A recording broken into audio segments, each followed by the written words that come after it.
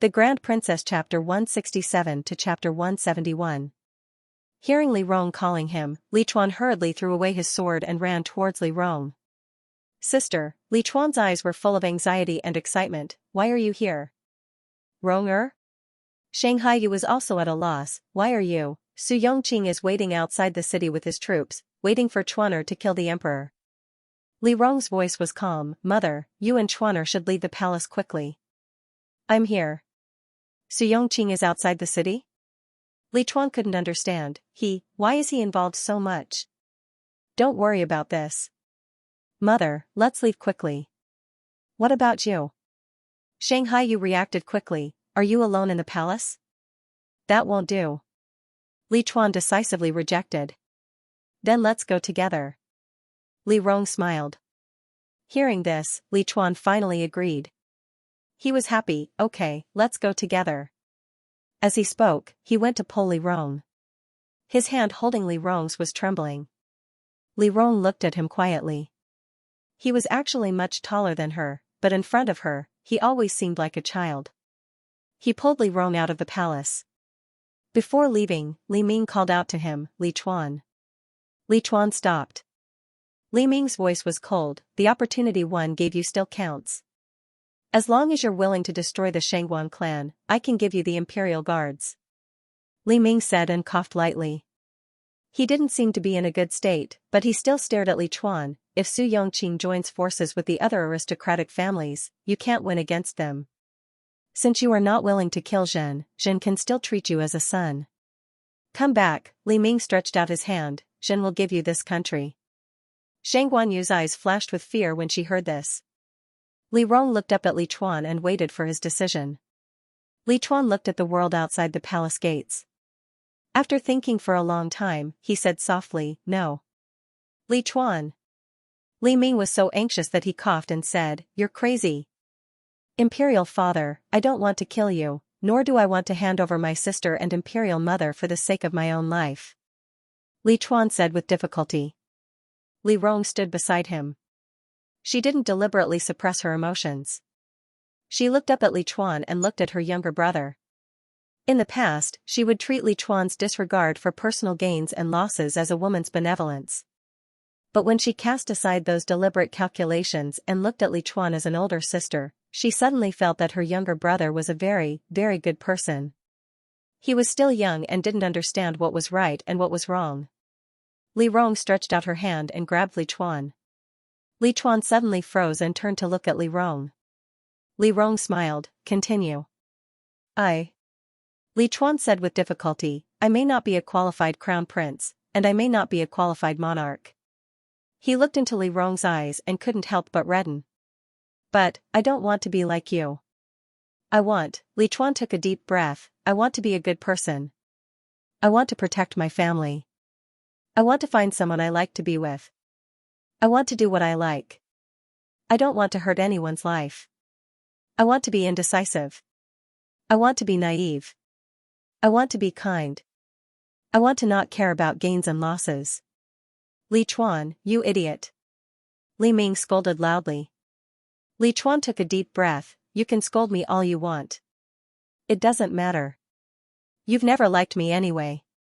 But whether you like me or not, Imperial father, Li Chuan looked at him one last time, I don't want to kill you. You'll dirty my heart. After Li Chuan finished speaking, he pulled Li Rong. He felt like a bird that had been untied.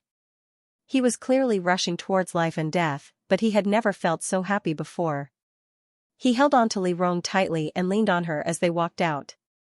When they walked out of the corridor, Li Rong stopped. There were soldiers everywhere. The closest ones were Li Rong's shadow guards. Li Rong stopped. Li Chuan felt a little confused. Sister? Chuaner, Li Rong looked at him. Are you willing to give me the world? Sister? Li Chuan didn't understand what she was talking about. Li Rong folded her hands in her sleeves and smiled, I don't like to work for others. If this time I protect Huajing for you, will you give me the world? Sister, Li Chuan looked at Li Rong and smiled, I know you don't believe me, but I still have to say it. I'm the crown prince for Imperial Mother. If sister wants the world, I'll give it to you. I'm not suitable for this place. In this place, I'll destroy myself and perhaps harm others. Then, Li Rong looked at him. If one day, I'm the emperor and you're the subject, is that okay? Why not? Li Chuan seemed to find it funny. Shanghai, you frowned. What are you talking about? Hurry up and leave. Yes, Li Chuan suddenly remembered. Sister, I'll protect you and Imperial Mother. Before Li Chuan could finish his sentence, the Imperial bodyguard struck him from behind and knocked him unconscious. The Imperial bodyguard supported Li Chuan. Shang Guanyu was shocked and asked anxiously, what are you doing? Imperial Mother, I can't leave. Li Rong's voice was calm. I have to pretend to be Chuaner and stay in the palace. I can't arouse Su Yongqing's suspicion. Take the Chuaner and leave. But you're a girl, I can. Li Rong interrupted her. She stared at Shanghai Yu. If you don't leave now, no one will be able to leave. Imperial Mother, let's go. Shanghai Yu stared at Li Rong. She didn't reply, but Li Rong already knew her answer. Li Rong turned around and walked all the way to the bedroom. When she pushed the door open, she saw Li Ming panting on the dragon bed. He seemed to be in great pain and was panting. Li Rong bent down and picked up her sword. Li Ming looked at Li Rong with panic in his eyes. Li Rong approached Li Ming with her sword. Li Ming clenched his fists and pretended to be calm. Li Rong pointed her sword at Li Ming's face and looked at him. After a while, she felt strange. You're afraid of me. I'm not. You're not afraid of the Chuaner, but you're afraid of me. Why? Li Rong looked at him. She saw fear in his eyes. She lowered her head and smiled. She kept her sword and threw it aside. You think I'll kill you, but he won't. Isn't that the case? Li Ming said coldly, you're different from him. Li Rong sat by the bed. Li Rong didn't speak. Li Ming rested for a while. He seemed to be better. Li Rong got up and went to the side to get some water. She handed it to Li Ming. Li Ming didn't dare to drink. Li Rong knew what he meant. She comforted him, don't worry, it's easy for me to kill you now. There's no need to poison you. Li Ming stiffened for a moment. Li Rong sat down and fed him water. Li Ming felt much better after drinking the water. Li Rong helped him lie down and covered him with a quilt. What do you want to do? Li Ming stared at her. Li Rong thought for a while, nothing. It's the last minute. I don't want to argue with you. I've never taken care of you before. I'll take care of you one last time. Don't be too grateful. Li Ming didn't speak. He looked at Li Rong, who covered him with a quilt. Li Rong thought for a while, where's Consort Ro? I let her escape with Prince Su. Li Rong nodded. She didn't get angry. She sat at the bottom of the stairs. Li Chuan lay on the bed. After a long time, he whispered, didn't you leave the palace? Why did you come back? You want to die for Li Chuan? It's not really death. I'm quite smart. I'm here. My chances of survival are higher than his. You didn't kill me because you were afraid that Su Yongqing would use regicide as an excuse to harm you? Is there a big difference between attacking the imperial city and regicide? Li Rong felt that Li Ming was a little bored at this moment. She leaned on the bed. After a while, she chatted aimlessly, actually, I don't understand. What are you fighting for? You want to suppress the aristocratic families and the Shangguan clan. But can't you see that Chuaner and you have the same intention? What's the point of trying to cripple him? Moreover, the leeching in Consort Ro's hands is fake. Are you willing to pass the throne to a fake? You don't have to slander Qing'er. Li Ming's face was cold. I won't believe you. I know you won't believe me. If I die, you can go out and test it yourself this time.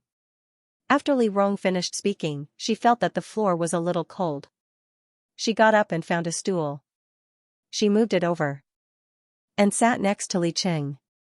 She moved a small table and put tea on it. She hugged the stove and sat down comfortably. Li Ming watched her busying herself. When she sat down, Li Rong continued, you haven't answered my question just now. He's a child of the Shangguan clan. Li Ming said coldly, it's impossible for him to really leave you. He can't even do anything to you now.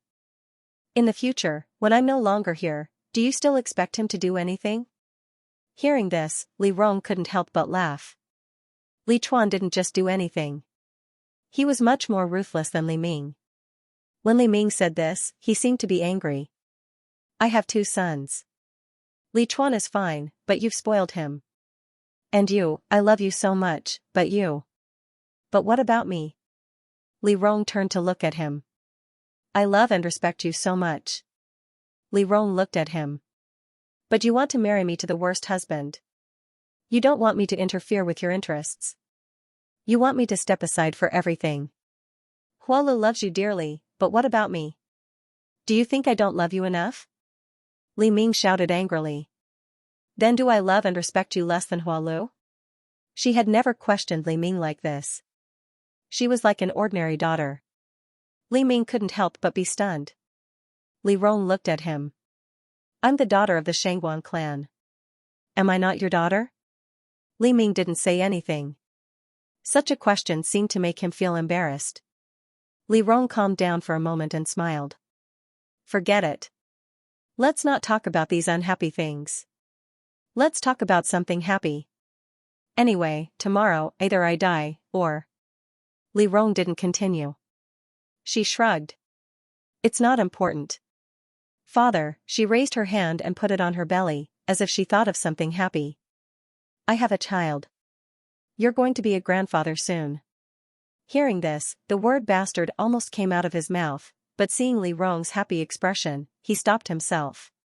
He stared at Li Rong. Li Rong looked at him with a smile. Father, this is my first child in more than 50 years. 50 years?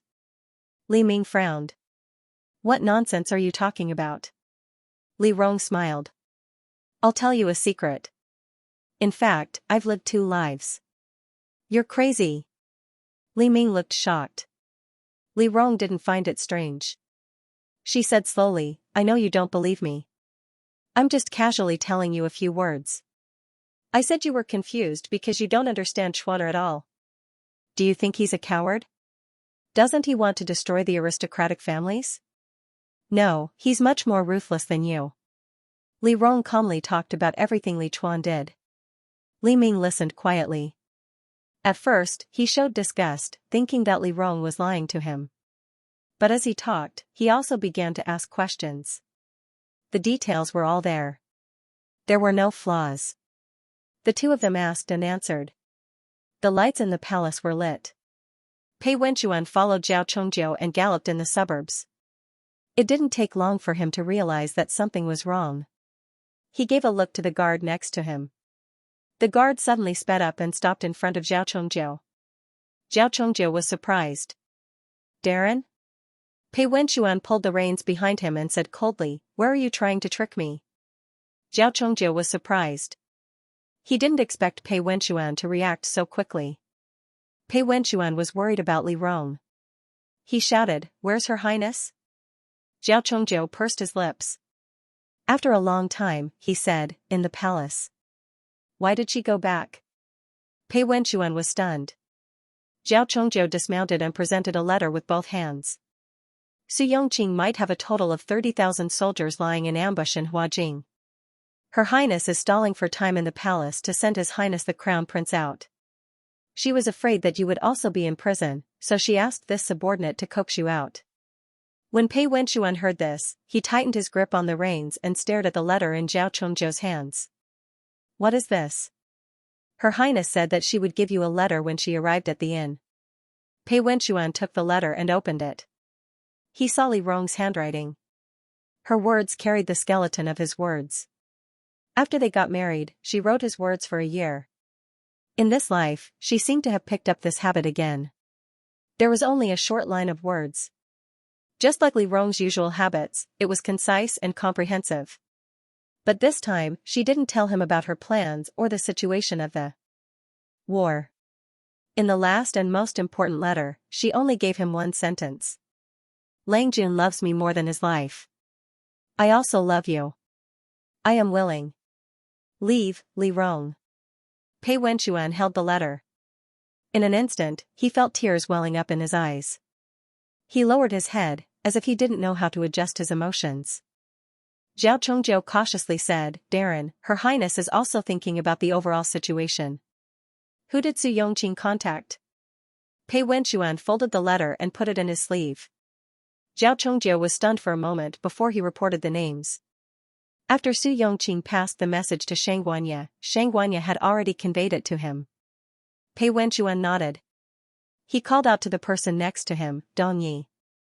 Young master. Find the families of these people. If they leave the city, hunt them down directly. If they are in Huajing, place people around their manors. Tomorrow morning, they will lead soldiers to surround the palace. The number of soldiers guarding the manors will be reduced. Bring people to capture them. The Wang clan and Su clan will bear the brunt of the attack. As for the others, find as many as you can and capture them all. No, young master. Dong Yi was a little anxious when he heard this. If you do this, you will be cursed in the future. Do as I say. As Pei Wenchuan spoke, he spurred his horse to return. Li Rong's letter was still in his arms. It was like a piece of coal burning in his chest. She rarely expressed her feelings in her life. She almost never said anything to him. He was always worried about gains and losses. He was always apprehensive. But when she expressed her feelings in front of him, he couldn't wait for her to always be high and mighty. He didn't need her to say these things. Because when other people said they loved him, it was just words of love. Only this silly girl, if she said she loved you more than her life, she would really use her life to exchange for yours. Pei Wenchuan rode his horse all the way to the city. Huajing City was in complete chaos. The people were frantically fleeing outside the city. Pei Wenchuan couldn't ride his horse in at all. He could only squeeze into the crowd and try his best to rush in. When he squeezed through the crowd and entered, he saw Xianxia disguised as a peasant woman and squeezing out of the city with Su Ronghua. There was also a young man beside them, carrying an unconscious woman on his back. He led his mother and tried his best to squeeze out. Xianxia, Su Ronghua, Lin Feibai, Li Chuan, Shangguanyu. They were all here, except for Li Rong. They looked at each other in the air and seemed to have entrusted everything to each other. Xianxia and the crowd squeezed out of Huajing. Pei Wenchuan struggled to enter Huajing. Not long after the two crossed paths, Huajing's gate slowly closed. Pei Wenchuan heard the cries of the people all day long. He walked on the long street and looked up at the dark sky. Snowflakes fell from the sky. Pei Wenchuan looked up at the Northern Yan Tower in the distance. He raised his hand to cover his heart, took a deep breath, and then rushed to the princess's residence. After squeezing out of the city, Su Ronghua immediately wiped the dust on his face and said anxiously, I'll go stop my cousin and tell him the situation. Don't worry and don't try to be brave. I know. Xianxia nodded. Thank you. Su Ronghua responded. He wanted to say something else when he saw Lin Feibai standing behind Xianxia. He paused for a moment. A moment later, he smiled and raised his hand. Take care. After speaking, he hurriedly turned around and left on his horse without waiting for Xianxuanya's response. Xianxia watched Su Ronghua leave and Lin Feibai walked behind him. You can't bear to? Xianxia turned around and hurriedly said, settle the crown prince down first.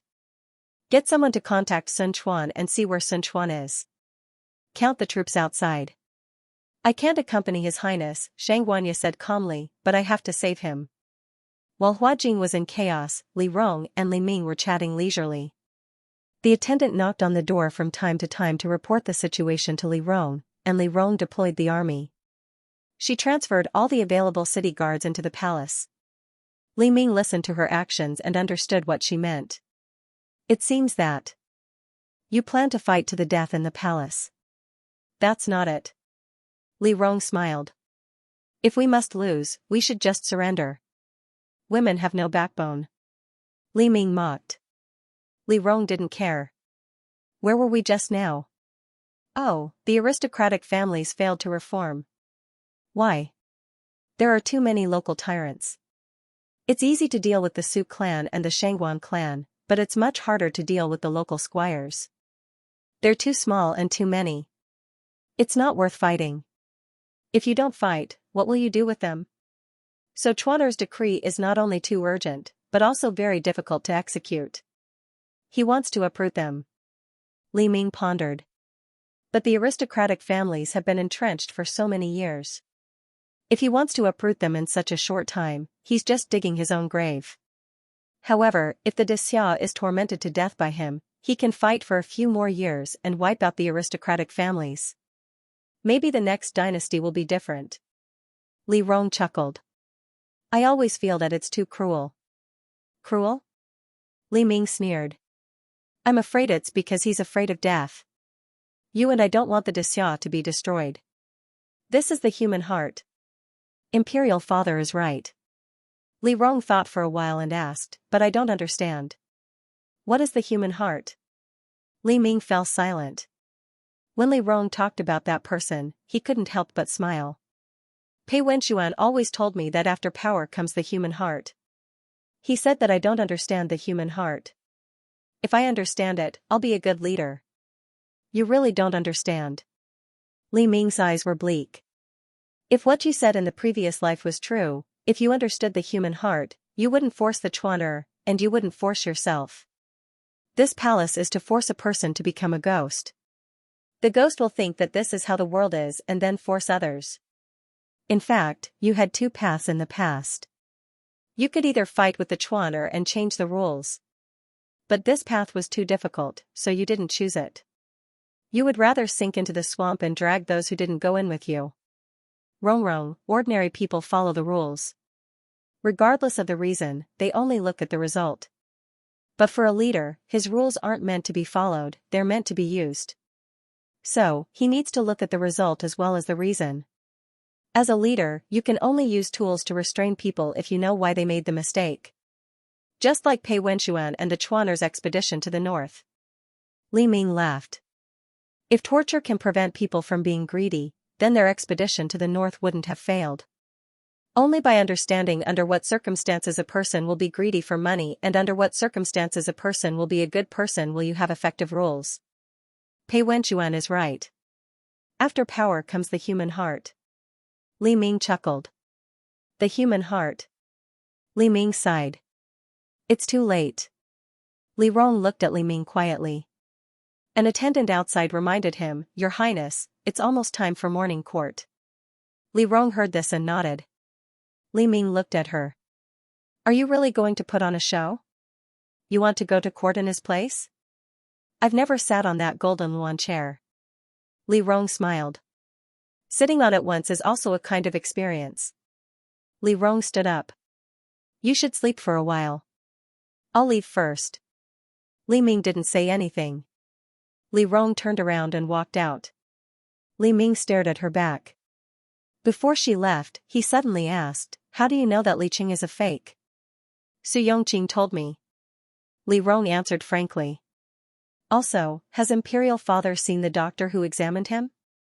Consort Ro contacted Su Yongqing and the other aristocratic families. If Li Qing is real, why is she in such a hurry? Those aristocratic families, which one of them isn't a jackal, wolf, tiger, or leopard? Can't they be ordered around without great benefits? Li Ming was silent. Li Rong walked out of the bedroom and went to her original palace. She burned incense and took a bath. She put on a red ceremonial robe with golden edges and combed her hair into a high bun. Then, she walked to the main hall. At this time, the sky was still dark. Fu Lai held a lantern for her and led her to the main hall. The main hall was empty. Li Rong had never seen it so empty. She looked up at the high seat in front of her. Fu Lai respectfully handed her an imperial edict. Your Highness, this was written by His Majesty just now. It's for Your Highness. Li Rong turned around and looked at the imperial edict in front of her. She took the imperial edict and opened it to read the content. The words Regent Princess fell into her eyes. She stared at the content. After a long time, she lowered her head and smiled. What is he doing? He believes my words? If it was a normal day, naturally, he wouldn't believe it. Fu Lai smiled. But today, Your Highness, His Majesty may be willing to believe it. Moreover, His Majesty's life is in your hands now. It's not worthwhile for you to lie to him. Hearing Li Rong's words, she looked at Fu Lai. Who exactly do you work for? This old servant is naturally loyal to eldest young master. Fu Lai didn't avoid it. But there are some words that, if it's good for your highness, will naturally be said. Li Rong didn't speak. She thought for a while, took the imperial edict, and said gently, go back and take good care of him. I'll sit here alone for a while. Fu Lai respectfully bowed and then retreated. Li Rong was the only one left in the hall. She looked up at the golden throne and slowly walked up. She walked across the imperial path and stepped on the soft cushion. She raised her hand and stroked the smooth armrest of the golden throne. The armrest was as cold as jade, making people feel an indescribable nostalgia. Then she turned around and sat down gently. This was the first time she sat here. Then she realized. This place was really high and really cold. It was almost time for the morning court. Pei Wenxuan also arranged people in front of the Wang family and Gu family's door. He didn't know the situation outside. Now he only knew the situation inside Huajing. Li Rong withdrew the guards at the city gate in advance. Su Ronghua took over the city gate tower and closed Huajing. The Su clan had all evacuated. The Wang family and Gu family felt that Huajing was safer and didn't withdraw. They left people to guard it. However, Huajing had already been closed. They figured that Li Chuan's men were all in the palace, so they relaxed the security of their own home. Su Yongqing didn't sleep the whole night. Everyone else stayed up with him. Cousin will arrive at dawn. Su Yongqing's voice was calm. Including everyone's people, we have a total of 30,000 people at our disposal. Now the inner palace has been sealed, but the news keeps coming out. The morning court hasn't been cancelled yet. Li Chuan will probably announce the ascension at the morning court. If he dares to announce it, His Majesty will. Su Yongqing looked at everyone. We are also legitimate. It can't be considered a rebellion. However, before my cousin and Lord Wang's guards arrived, there were only 10,000 soldiers in the city. I hope everyone won't hide anything. Otherwise, it will be difficult to attack the palace. If we go to the morning court, I'm afraid we will be controlled. Don't worry, Gu Zichuan immediately said. Since we are allies with Lord Su, we won't hide anything. This is a matter of life and death. Nothing will happen. Everyone agreed. Su Yongqing nodded. When it was almost time for the morning court, everyone went to the palace together. Pei Wenxuan watched as they moved the family soldiers away. He waved his hand. Go. At 5 in the morning, the palace was brightly lit. The officials, dressed in black and red, entered the palace one by one. It seemed no different than usual. It was snowing in the night. When they stepped on the snow, it made a crunching sound, making the palace seem particularly quiet. These officials had also lost their usual habit of speaking, so the sound of the snow being stepped on became even more obvious. They stood at the door of the main hall, listening to the sound of the wind and snow. Today, the emperor didn't come out from the inner palace. He seemed to have been waiting in the main hall for a long time. The officials didn't find it strange. Following the eunuch's high-pitched voice, "Enter the hall," resounded through the square. The main hall's palace doors opened layer by layer. Su Yongqing stood at the head of the officials. He held the ceremonial tablet in his hand. As the palace doors creaked, he slowly raised his head. Then he saw that behind the palace doors, 2 rows of bronze lanterns with vermilion birds holding pearls went to the top of the main hall. At the end of the main hall, a woman dressed in a red and gold dress sat on a golden seat. She looked calmly at him. They looked at each other across the main hall. After a long time, Li Rong's red lips opened slightly. She coldly and arrogantly spat out 2 words. Kneel. Su Yongqing did not speak. He looked up at the woman on the high seat. The people behind him saw his strange expression and quickly caught up. Then, they saw Li Rong on the golden seat. Hua Lu, who was following behind, was the first to react. When she saw Li Rong sitting on the high seat, she could not help but shout, "Li Rong, what are you doing? That's father's seat. You're crazy. Father is seriously ill. The crown prince has not recovered from his injuries. He specially ordered me to be the regent." Fu Lai. She raised her hand, read the imperial edict. Fu Lai responded, yes. As he spoke, he spread out the imperial edict in his hand. In the midst of the shock, he steadily read out the contents of the edict that conferred Li Rong the title of regent princess. As he read the imperial edict, the sounds of fighting outside were getting closer. Su Yongqing kept looking at Li Rong. Li Rong did not show any signs of weakness. She calmly looked at him.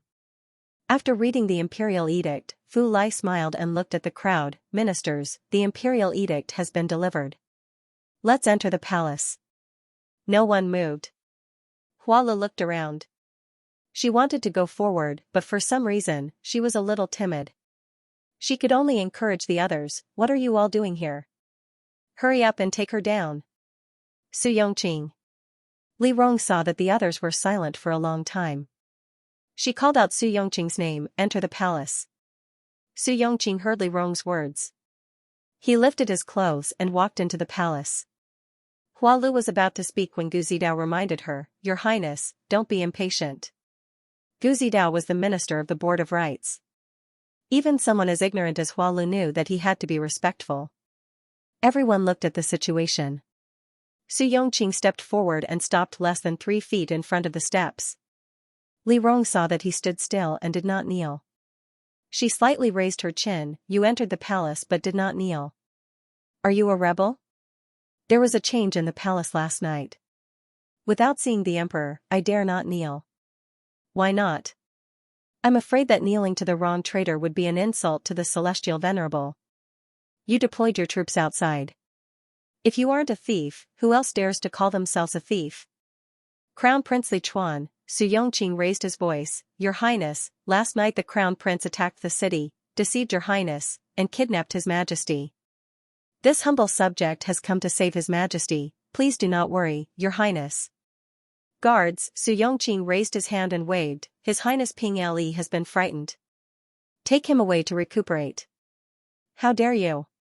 Li Rong bellowed. In the main hall, the soldiers immediately lined up and pointed at the courtiers. Li Rong stared at the crowd and said, The Crown Prince did not enter the palace last night. His Majesty is now safe and sound. You forcibly attack the city is a crime of rebellion. Why don't you withdraw and accept your punishment? Hearing Li Rong's words, everyone's expression changed drastically. Xiao Qian turned to look at Consort Ro. Consort Ro frowned. Su Yongqing grasped the crux of the matter and asked, The Crown Prince is not in the palace? The Crown Prince left the city last night to recuperate. Li Rong looked at the slightly panicked crowd and said calmly, Therefore, I am acting as regent. Courtiers, plotting to murder His Majesty is a crime punishable by the extermination of one's family. Even if this crime is not punished today, it will be punished one day. Even if it is not punished today, it will be written down in history. I believe that all of you do not want this to happen. Li Rong's words made everyone hesitate. They originally thought that Li Chuan had already killed Li Ming. This way, they could justifiably kill Li Chuan. But now that Li Chuan was not in the palace, and the emperor was still alive, their actions of attacking the city appeared somewhat ridiculous. Plotting to murder the emperor was a crime that would be questioned by those with great power. If one day, one's power was not enough, it would be a disaster that could lead to the extermination of one's family. Perhaps the emperor was nothing in the eyes of these century-old aristocratic families, but they did not dare to attack him so brazenly. Hua Le saw that these people were hesitating and panicked. She couldn't help but pull on Consort Ro's sleeve. Consort Ro lowered his head and pondered. While everyone was hesitating, Su Yongqing's voice sounded, I wish to have a chat with His Highness Ping Li. Would it be convenient for everyone? Su Yongqing's sudden suggestion surprised everyone. Consort Ro raised his head, his eyes cold. While everyone was hesitating, Consort Ro laughed lightly, since Lord Su has something to discuss with Ping Li, we will not disturb you. Everyone, Consort Ro turned to look at everyone, let us wait outside. As he spoke, Consort Ro pulled Li Qing and took the initiative to lead Xiao Qian and the others out. The others looked at each other for a moment, then followed them out of the hall. Li Rong watched as Su Yongqing's people left the hall. Su Yongqing looked up at her, Your Highness? Your Highness, Fu Lai turned to look at Li Rong, Su Yongqing is a man after all. If he has any intention of harming your highness, you may leave. Li Rong spoke. Fu Lai paused. After hesitating for a moment, he finally led his people out of the hall. Before leaving, Fu Lai and his people followed Su Yongqing's instructions and set up a tea table and tea set in the hall. He was the last one to leave. After everyone left the hall, they spread out and stood to one side, whispering to each other. Xiao Qian stood behind Consort Ro and said in a low voice, "Second sister, the crown prince did not make a move. I'm afraid that these old people are disloyal. They won't." Consort Ro looked at the soldiers who were continuously entering the palace. Now that they have entered the palace, no one can escape. As the two were talking, Gu Zidao, who had been discussing with the ministers, seemed to have come to a decision with them. He nodded at Wang Homin, walked forward, and bowed to Consort Ro, "Your Highness." "Minister Gu." Consort Ro hurriedly returned the bow. Gu Zidao glanced at the hall and smiled, "Your Highness, it seems that there has been a misunderstanding. Since His Majesty is fine, it seems that His Highness the Crown Prince may not be plotting a rebellion. We were just discussing, how about?" Gu Zidao looked at Consort Ro's expression, "Let's all leave? If it really is a misunderstanding, then we naturally have to leave and ask for His Majesty's forgiveness." Gu Zidao's words were not out of Consort Ro's expectations. She turned to look at the inner palace. "But we haven't seen His Majesty yet. Who knows if Li Rong's words are true or false? Since we are already in the palace, why don't I enter the inner palace and see if His Majesty is alive or dead?" After hearing Consort Ro's words, Gu Zidao stared at Consort Ro for a long time. Consort Ro laughed, "What do you think, Lord Gu? Of course it is necessary to confirm His Majesty's safety." Gu Zidao seemed to be very satisfied with Consort Ro's answer. He bowed, "I will do my best to help Your Highness enter the inner palace." Then, "Thank you, Lord Gu. Someone come." Consort Ro turned her head and pointed at Fu Lai. "Take down this old scoundrel who defected to the rebels. The rest of you, follow me into the palace to meet His Majesty." Gone, Consort Ro turned and looked at Xiao Gan, instructing him meaningfully, "Guard the palace gates to prevent outsiders from entering and leaving as they please." Xiao Gan understood Consort Ro's hidden meaning. These noble families were all fence-sitters. If they came for benefits, they would leave for benefits. They wanted to tie these noble families together and help them. If the Xiao clan couldn't leave the palace, then no one could. After Consort Ro finished speaking, he led his men into the inner palace. Hualu followed behind Consort Ro and whispered, "Mother, what if Imperial Father is still alive?" "He won't be alive," Consort Ro said decisively, "as long as we see him, he will have already died at Li Chuan's hands." Hearing this, Huala raised her head in shock. She saw Consort Ro's pale face. For a moment, she didn't know what to say. When the palace had just fallen, the relatives of the Su clan and the Gu clan had been locked up in several rooms in the princess residence. Cries for help could be heard continuously. Pei Wenxuan stood in the courtyard. Dong Yi wiped the blood from his face and walked behind Pei Wenxuan, whispering, "Young master, the Su clan and Gu clan's relatives are all here. What about the Wang clan? They haven't been captured yet. Did they let anyone escape?" "No."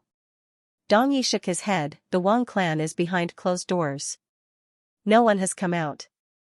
"What about the palace?" "The palace gates have been breached. The Su clan's flag has been raised on the city walls." Su Yongqing led Consort Ro, Wang Homin, and Gu Zidao inside. "It is said that the morning court hasn't been cancelled. How long did it take to breach the palace gates?" "Less than an hour." Pei Wenxuan heard this and closed his eyes. Breaching the palace in less than an hour meant that Li Rong didn't set up any defenses outside the palace. She withdrew all the troops into the inner palace. The morning court went on as usual, which meant that she was in the outer palace. With Li Rong's personality, such a move could only mean one thing. Li Ming wasn't dead. If Li Ming wasn't dead, Li Chuan's crime couldn't be confirmed. Those aristocratic families were still hesitant. She withdrew the troops into the inner palace in hopes of preserving the remaining troops. Once Li Chuan found a chance to counterattack, these troops could cooperate with him from the inside. Under such circumstances, she was only in the outer palace to stall for time. using her life to stall for time. She knew that from the moment she stayed in the palace, she had almost no chance of survival. No matter if Li Chuan won or lost, as long as he attacked the city, she would be a hostage. Young master? Dong Yi saw that Pei Wenxuan closed his eyes and didn't speak for a long time and couldn't help but worry. What should we do next? Since Su Ronghua tipped off Xianxia, it can be seen that the Su clan doesn't want to participate in this. Su Ronghua will stop the Su clan's troops from coming to Tianzhou Pass. Tomorrow morning, Sun Quan's troops will arrive. At that time, Sun Quan's troops will be outside the city against the Wang clan's 10,000 troops. Last night, the Yulin Guard, Pei clan, and Shangguan clan's troops were left with 8,000 troops. Among them, 6,000 were taken into the palace by His Highness, and 2,000 are here with us. In the city, the Su clan and other aristocratic families have about 10,000 troops. His Majesty's Imperial Guards and Prince Ning's men are about 7,000. Then do we still have a chance of winning? Those aristocratic families who want us dead have 20,000 people. We have less than 20,000 here. We don't know what His Majesty wants. We can win. Pei Wenxuan opened his eyes. We must win. As soon as his voice fell, the sound of drums came from outside. Boom. Dong. Dong. Following the sound of drums, Zhao Chongjiu rushed in with his sword. He stood at the door and restrained his excitement. Prince Consort, Sun Quan's troops have arrived. They're attacking the city. Pei Wenxuan's expression didn't change. He listened to the sound of drums outside, paused for a moment, and then immediately ordered, Zhao Chongjiu, immediately take 1,000 men to the city gate tower and coordinate with Sun Quan to open the city gate. Be quick. Tell Pei Xiao to guard the princess residence and listen to my orders after bringing the Wang clan's family members into the princess residence. Dong Yi, order people to raise all the Kongming lanterns in the residence. Have people burn incense and prepare water. Young master? Dong Yi didn't quite understand. He lowered his head and revealed a bit of gentleness on his face. I have to go pick up Her Highness. He couldn't let her be alone in the palace. Whether it was life or death, he had to accompany her. When the drums sounded, the cold wind caused the black golden phoenix flag outside the city to flutter. Li Chuan led Lin Feibai and Sun Quan on horseback. Behind them were soldiers standing in formation. In the morning that hadn't completely lit up, they looked slightly tired. Are we going to enter the city now? Lin Feibai looked ahead and frowned. These soldiers had traveled thousands of miles and were obviously extremely tired. If we don't enter the city now, Xianxia stood on the chariot and looked at the high wall in front of him. When dawn comes, the Wang clan's troops will bring people in. It will be difficult to attack the city then. It's better to take down the city now and wait for the attack. It's not easy to attack the city. Lin Feibai was rather uneasy. The soldiers are tired of fighting. How can we attack the city? It'll be soon. Li Chuan looked at Hua Jing with a cold expression. Sun Quan glanced at Li Chuan beside him. He was wearing the crown prince's black robe and a pure white fox fur coat. His jade crown was high and he looked indescribably noble. He had grown a lot taller and had the thinness of a scholarly official. His cold eyes were completely different from the lively young man he used to be. Pei Wenxuan and sister are inside. Li Chuan noticed Sun Quan's gaze and thought that she was puzzled. He turned to look at her and said, "Don't worry." As soon as he finished speaking, a Kongming lantern rose in Huajing City. The Kongming lantern in the sky that had yet to light up immediately attracted the attention of many people. After the first Kongming lantern lit up, Li Chuan drew his sword from his waist and said indifferently, "Prepare for war." Hearing this, Xianxia put his hands in front of him and bowed respectfully. Then, he turned his head and looked at the soldiers. "Gentlemen," Xianxia raised his voice and said, "Do you know where this is?" The sound of the war drums was neither fast nor slow.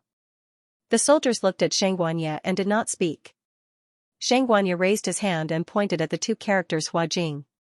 He raised his voice and said, "This is Huajing, the place that you have guarded on the battlefield. In Huajing, there are clouds of silk, enchanting beauties, gold, silver, jewelry, and unparalleled power. However, these have never belonged to you. You have fought in the northwest in a bitter and cold place. You have little food and clothing, and your lives are like grass. Your lives are like mud under the feet of others. Are you willing to live like this? No one dared to speak. However, human nature was selfish. Just because they did not speak, it did not mean that they did not exist. However, they did not dare to speak because of the strong. However, today is different. Today, you enter the city. Xianxia raised his sleeve and pointed at Huajing. He raised his voice and said, if you win, you will be made a marquis and become a general. If you lose, you will die on the battlefield. There is no difference. Today, from the crown prince to the sinners, we will all move forward with sharp blades in front of the imperial city. Follow me to unload the provisions and listen to the crown prince's orders. If you win, you will die. If you do not win, you will not return. After saying that, Xianxia pulled out his sword and cut off the provisions carried by the war chariot. The provisions fell to the ground and scattered. Lin Chuan raised her sword and cut through the bags of provisions tied to the horses. The provisions fell to the ground. Her sword steadily pointed at Huajing. In the name of His Highness Ping Le, her voice was very calm, no different from when she trained them. However, she still emphasized the last 8 words, if you win, you will die. If you do not win, you will not return. If you win, you will die. If you do not win, you will not return. With Lin Chuan taking the lead, everyone unloaded the provisions and shouted loudly. This was the most precious opportunity in their lives. From the northwest to Huajing, they climbed the snowy mountains and ran for thousands of miles. It was as if they had pushed away the taboo covered by thorns from the swamp and mud. They climbed layer by layer to a place they had never thought of before. In the endless despair of their descendants, they finally had a glimmer of hope to turn things around. In the blink of an eye, their morale soared. Li Chuan turned to look at Sun Chuan beside him. Sun Chuan met his gaze. After a long time, Li Chuan only asked, will you win? Sun Chuan's expression was calm. He only replied, His Highness will not lose. There was only one His Highness in her mouth. From the moment she saved her, from the moment she gave her a completely different life from Qinzhenjin, she had already been placed on the altar by her.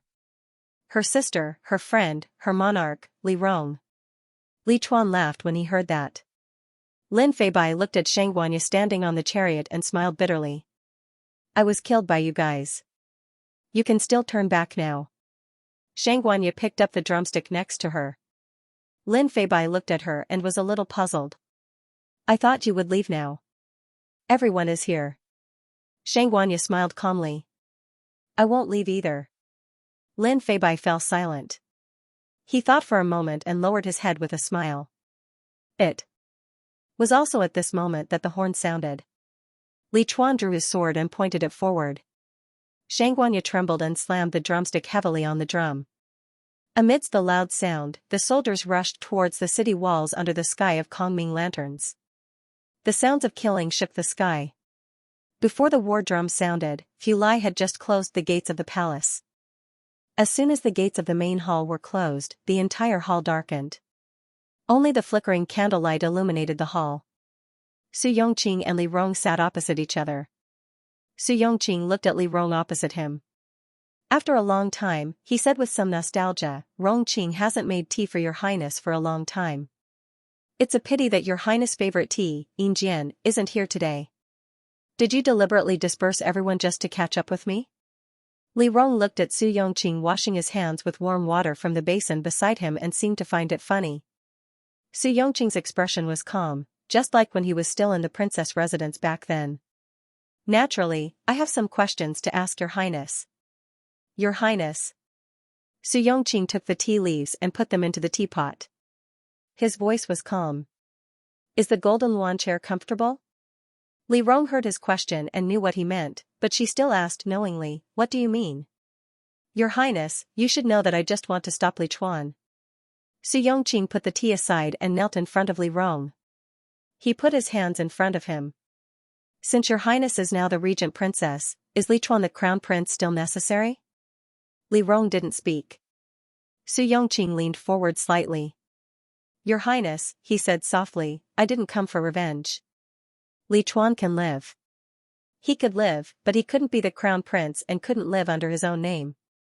Li Rong was the regent princess, Li Qing ascended the throne, Li Chuan was sentenced to death for treason, and he could live with another identity.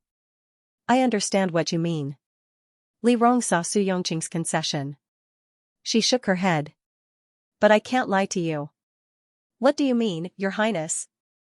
Su Yongqing had a smile on his face, but his eyes were cold. You don't want Li Chuan to ascend the throne because Li Chuan intends to weaken the aristocratic families. You want to stop this.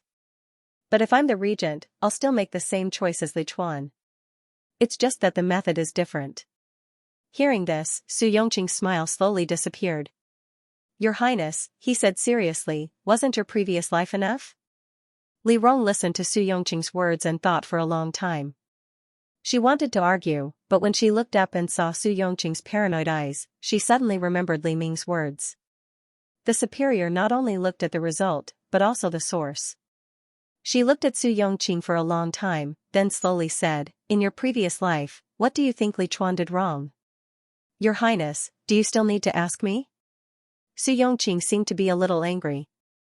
What did Your Highness say in your previous life? Did you forget? You said that he shouldn't go to the north and that he shouldn't reform the system. He caused turmoil and the people had no way to make a living. As the emperor, for a woman. Rongqing, Li Rong interrupted him. Do you really think so? Your Highness, Su Yongqing's lips trembled unconsciously. What do you mean? I remember the first time I saw you was in the imperial study. Li Rong looked at Su Yongqing with nostalgia. At that time, you and Prime Minister Su knelt in front of the imperial study to dissuade my father from going to the north. You told me that the Su family lives for the people and dies for the country. Hearing this, Su Yongqing's expression changed slightly. It was as if a stone was thrown into the heart of a lake, causing ripples. Li Rong looked up at him. But tell me, are the aristocratic families good or bad for the people? You and I both know. The expedition to the north was indeed urgent. But if the aristocratic families didn't stop corruption, the army's pay was actually enough for the expedition. The flood in the south was indeed caused by the expedition to the north. But if the aristocratic families didn't need to pay taxes, and many people relied on them to avoid taxes, the national treasury wouldn't be empty like this. You said that as the emperor, he shouldn't favor only one woman. But Su Yongqing, if you love me, won't you suffer when you're with someone else? If you're like that, isn't Chuan the same? But he's the emperor. He has to endure pain. Su Yongqing said stubbornly. Then it has to be meaningful to endure. Li Rong chuckled. What does the emperor's marriage have to do with the imperial court? The emperor is in charge of the country. He's diligent and loves the people. Then who he loves, whether he marries a woman or a few women, what does it have to do with the world? Isn't it because the aristocratic families fight and put the dispute in the harem? His patience pleases the aristocratic families, not the people. What's the point? According to Your Highness, Su Yongqing said mockingly, it's all the aristocratic family's fault, right? But if the aristocratic families have corruption, doesn't the Han family have it? If the aristocratic families have it, doesn't the Han family have it? This is human nature. What does it have to do with the aristocratic families? You all say that the aristocratic families are wrong. But for so many years, during the famine, the Su clan provided relief. During the war, the Su clan's descendants all went to the battlefield. The Su clan's hearts are for the people. What did they do wrong? You said that Li Chuan didn't do anything wrong in the harem, but is Xianxia wrong? Is my eldest brother wrong? Their lives were ruined and sent to the palace. Li Chuan treated them like this for his own selfish reasons. Why can Li Chuan be willful, but they can only live in despair for the rest of their lives? Is it because they aren't the emperor? If the aristocratic families are guilty, Su Yongqing stared at Li Rong, aren't the imperial families sinful? Then, who sent Xianxia to the palace? Li Rong looked at Su Yongqing. Su Yongqing didn't answer. Li Rong lowered his head and smiled, Rongqing, in fact, you know a lot of things in your heart. You just can't admit that you and I were born to be guilty. There's no such thing as being born to be guilty. Whether it's good or evil, whether it's a crime or a punishment, it depends on what that person did. My Su clan, a century-old aristocratic family. It's this century-old aristocratic family, Li Rong interrupted him. What is it based on? Su Yongqing paused. Li Rong looked at him with pity. Rongqing, I understand your stubbornness. Your heart belongs to the light, but your body belongs to the darkness. You can't admit your identity. You can only reverse black and white. You can cover up your ignorance when you were young, but the more clear-headed you are, the more you hate yourself. Your Highness. Su Rongqing raised his voice to interrupt her. It was as if someone had touched the most painful part of his heart. He leaned forward slightly, as if he was clutching his clothes. He looked at Li Rong with pleading eyes. He couldn't say it. He couldn't say it. He was proud of his family background, the praise he received when he was young, his persistence, his belief. People like fox fur. Li Rong didn't listen to his advice. Under Su Yongqing's gaze, she slowly said, but foxes don't like it. If you give a fox something to eat, then you're thinking about it. That's a lie. If the Su clan truly cares about the people and the country, if you really want to change the ending of your last life, then you shouldn't kill Li Chuan and stop Li Chuan from taking the throne. You should stand with him and fight against something that was wrong. But the aristocratic family is huge. If we rashly change, then we won't do anything, Li Rong laughed. You and I don't need to deceive ourselves. If something is wrong, there will always be someone to fight against it. No matter how big the aristocratic family is, if it's wrong, then there will be countless Li Chuan, Pei Wenchuan, and Qin Lin to fight against it. It will disappear one day. In this world, we can't act rashly, and we can't stay still. Li Chuan may not be the crown prince, but I won't lie to you and say that if I take the throne, I'll promise the aristocratic family many benefits. My whole life, Li Rong's eyes reflected the candlelight, the light and shadow flickering, is dedicated to my righteousness. I hope you can find your original heart, Li Rong stared at him, forever be young Su. Su Yongqing stared blankly at Li Rong. The water boiled, making a sharp sound. Your Highness, Su Yongqing hurriedly came back to his senses and said. Hoarsely, I can't turn back. He had already led everyone onto the ship of rebellion. No matter if they advanced or retreated, no one could leave. I have nothing left. Su Yongqing smiled bitterly, I can't turn back. He had already thrown everything away. How could he bear to admit that he was wrong again? Li Rong thought for a moment, then lowered his head and chuckled, then let's not talk about this. This is the last time you drink tea. I'll make it for you. As Li Rong spoke, he took the kettle on the stove and poured the water into the kettle. She lowered her eyebrows, and there was a gentleness and peace in her eyes that he had never seen before. She was like a piece of unpolished jade polished by the years, flowing with a clear light under the sun. Inside the hall, the sound of brewing tea trickled down. Outside the hall, the sound of fighting shook the heavens. Behind the rising steam, the woman was like a painting that would never change color.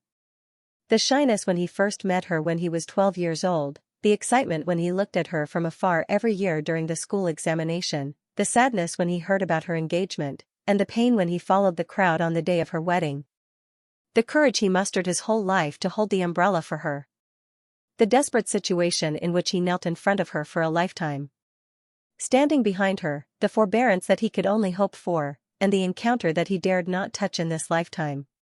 She ran through the beginning of his life, and at the last moment, she pointed to the path that he came from. The tea leaves were washed and discarded, and the tea was poured into the white porcelain cup, showing a clear reflection of the bottom. Li Rong pushed the tea in front of him. This was the first time she poured tea for him, but he still couldn't muster the courage to pick it up. After a long time, he raised the cup with trembling hands. Before the tea entered his mouth, the door of the hall was suddenly knocked open. Not good. Su Yongqing's hands trembled, and the tea spilled out. Su Zhizhu gasped and looked at Su Yongqing in panic. Young master, the crown prince has brought people to attack the city. Su Yongqing quietly looked at Su Zhizhu at the door. Li Rong turned his head and saw the Kongming lanterns rising in the sky like stars in the dark night. The ministers rushed in noisily. Wang Homen entered the hall and said anxiously, Rongqing, the inner palace hasn't been attacked yet, and Li Chuan's people are already at the door. What should we do? Wang Homen saw Li Rong on the side. He hurriedly said, "Quick, tie Li Rong up and hang him on the city gate." "Lord Wang." Su Yongqing shouted, "This is His Highness." "His Highness?" Wang Homan was stunned. After a moment, he instantly became furious. "Su Rongqing, what time is it now that you're still doing this kind of romantic thing with a woman? Remember, you're the one who asked us to cooperate with Consort Ro. If we lose this time, both of us will be exterminated. Don't be muddle-headed." Su Yongqing's face turned pale when he heard Wang Homin's scolding. Li Rong sat in the hall and laughed softly. "Lord Wang, don't be angry. I will go with you to the city gate tower." Li Rong stood up. Su Yongqing grabbed the corner of Li Rong's clothes and looked up. He gritted his teeth and said, "Your Highness, don't go out." Li Rong looked at Su Yongqing quietly. Su Yongqing's eyes were filled with uncontrollable fear. "No one will save you." Li Chuan couldn't give up on attacking the city at this time. He didn't have many soldiers and couldn't wait for the Wang family's army to arrive. If Li Chuan didn't give up on attacking the city, Li Rong, as a hostage, could only die. When Li Rong heard this, she muttered to herself for a long time. "Thank you, but," she looked up, "I don't want to owe you anything." Even if she died, she wouldn't owe him anything. Su Yongqing's face turned pale. Li Rong brushed away his hand that was holding her sleeve and turned to leave. Every step she took was steady. She seemed calm and fearless. Her back was as proud as a crane. She was no different from Her Highness who walked in front of him in his memory. However, Li Rong knew that no one could face death without fear. She had died once. She knew what death meant. It meant that she couldn't redeem her regrets, that she couldn't be with the person she loved, that she couldn't return to her dreams, and that her hopes couldn't be fulfilled. She might not have been so afraid of death before, but she was now. Because there was someone in her heart. Li Rong couldn't help but place her hand on her abdomen. She stepped on the black marble floor and walked step by step toward the light. A person's figure appeared in her mind. She knew that this person couldn't appear. He was already outside Huajing. He should be very safe. Perhaps he was waiting for her with Li Chuan under the city gate tower. She wanted to go up the city gate tower. She wanted to see him in her last moment and thank him properly. Thank him for teaching her that there were such beautiful feelings in this world. Thank him for opening this world and allowing her to walk out of the darkness and see the light. After this, as long as Li Chuan won, he would be able to survive. Then, just like in her last life, he would become a famous minister, respected by the people, and his name would be passed down through the ages. Li Rong walked forward with a smile. It was at this time that a youth dressed in white and wearing a jade crown stood in front of the palace gates of the imperial city with a sword at his side. The soldiers surged forward and surrounded the handsome young master with spears. However, the young master was calm. He looked toward the direction of the main hall and saw the faint figure of a woman. He smiled and didn't look away. "Please report that Pei Wenxuan requests an audience with His Highness Ping Le. If not, may I ask Assistant Minister Su, Minister Gu, and Assistant Minister Wang if they still miss their family members?" Hearing this, everyone was shocked. Pei Wenxuan ignored them and went straight into the city. The palace gates had already been broken down by the battering ram. Everyone looked at him in shock. Li Rong had just stepped out of the main hall when she saw a white-clothed figure walking slowly from the direction of the palace gates. She couldn't help but stop and look at him in shock. The snow from last night had not been removed. The white snow covered the blood and sorry state of last night. It was like a white paper scroll spread out on the flat ground. The young master, dressed in white and wearing a jade crown, walked alone on the vast snowy ground. He was like a snow god descending to the world, clean and with a bit of austere intent. Countless soldiers stood with their bows drawn, ready to kill this person at any time.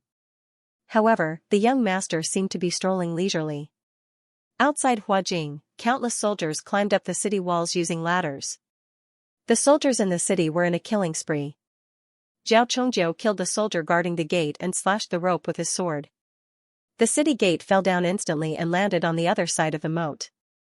Soldiers rushed in wave after wave, their voices shaking the sky. In the inner palace, Consort Ro looked at the palace that was less than 10 feet wide and the densely packed soldiers. He clenched his fists tightly. Huala shouted at the top of his lungs. Charge!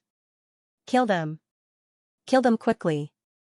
Li Ming sat on the bed and looked up at the embroidered dragon pattern at the head of the bed. Hearing his daughter's screams outside, he laughed mockingly and slowly closed his eyes. The blood, absurdity, cries, and mockery did not taint young Master Shui Di at all. He rushed to the front of the main hall and walked up the steps. His gaze was fixed on Li Rong and did not move away for a moment. Li Rong could not help but straighten her back. She covered her stomach with her hands.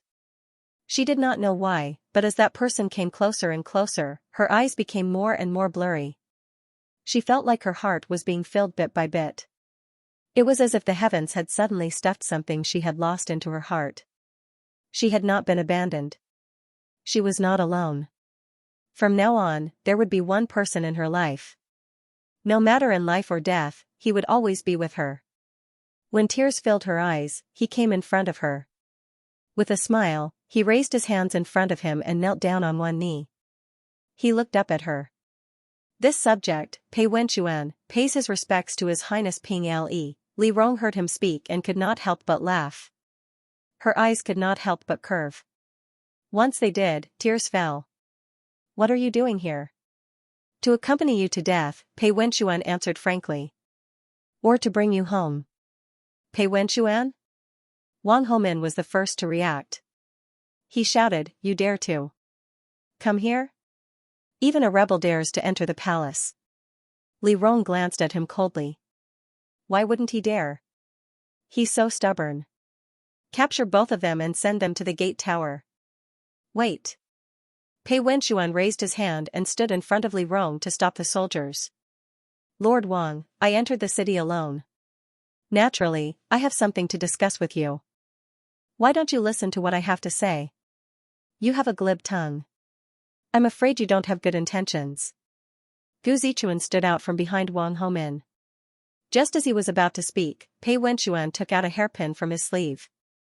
Lord Gu, old Madame Gu wants to know when you will return home. Seeing the hairpin, Gu Zichuan's expression changed dramatically. Gu Zidao also lost his composure.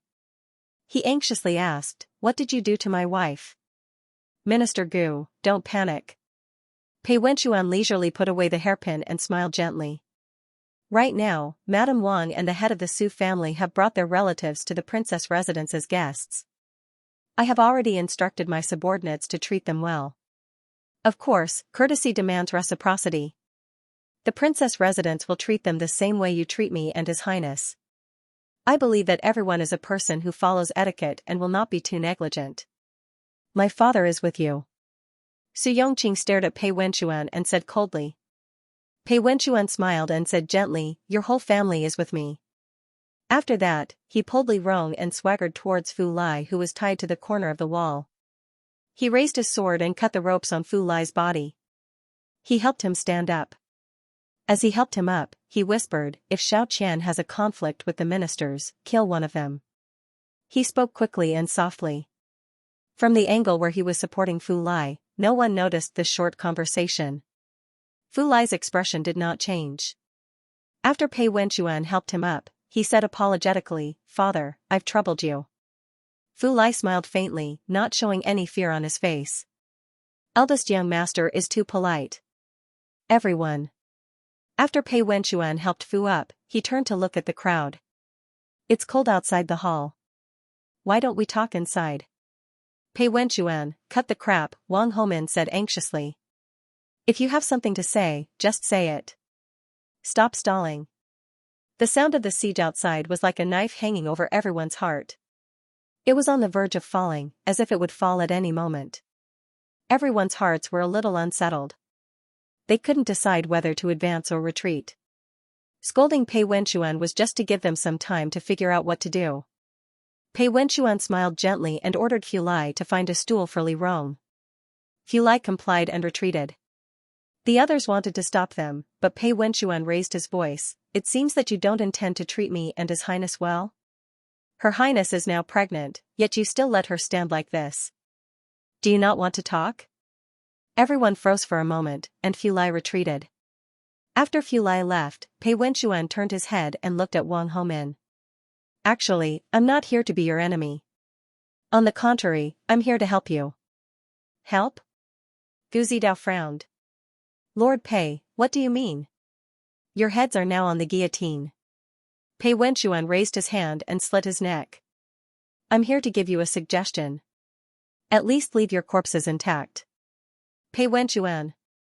Wang Homin was furious. Pei Wenchuan's face instantly turned cold. He scolded loudly, a group of rebels, traitors, and vermin of the country. You're ashamed to face the emperor and the people. Now that His Highness the Crown Prince's army has entered the city, if you surrender without resistance, you may still have a chance to live. Otherwise, even if your 9 generations are exterminated, it won't be enough to atone for your crimes. Take him down. Su Yongqing raised his hand and ordered coldly. The soldiers rushed forward. Pei Wenchuan suddenly pulled out a firework from his chest and pointed at everyone. Let's see who dares. With this as a letter, if His Highness and I are buried here today, Pei Wenchuan looked at everyone coldly. Your 3 clans will be buried with me. The 3 clans' faces were very ugly, but the other aristocratic families who had left the city early didn't care about this. Cui Bin stepped forward and said anxiously, Darren, His Highness the Crown Prince has already attacked the city. If you're too soft-hearted, no. One can protect you. Hurry up and tie them up. Find His Majesty and get the posthumous edict. Quickly leave the palace. When the time comes, there's hope. When all the clans gather, it won't be too late to make a move. As he spoke, a guard rushed back and lowered his head to talk to Su Yongqing.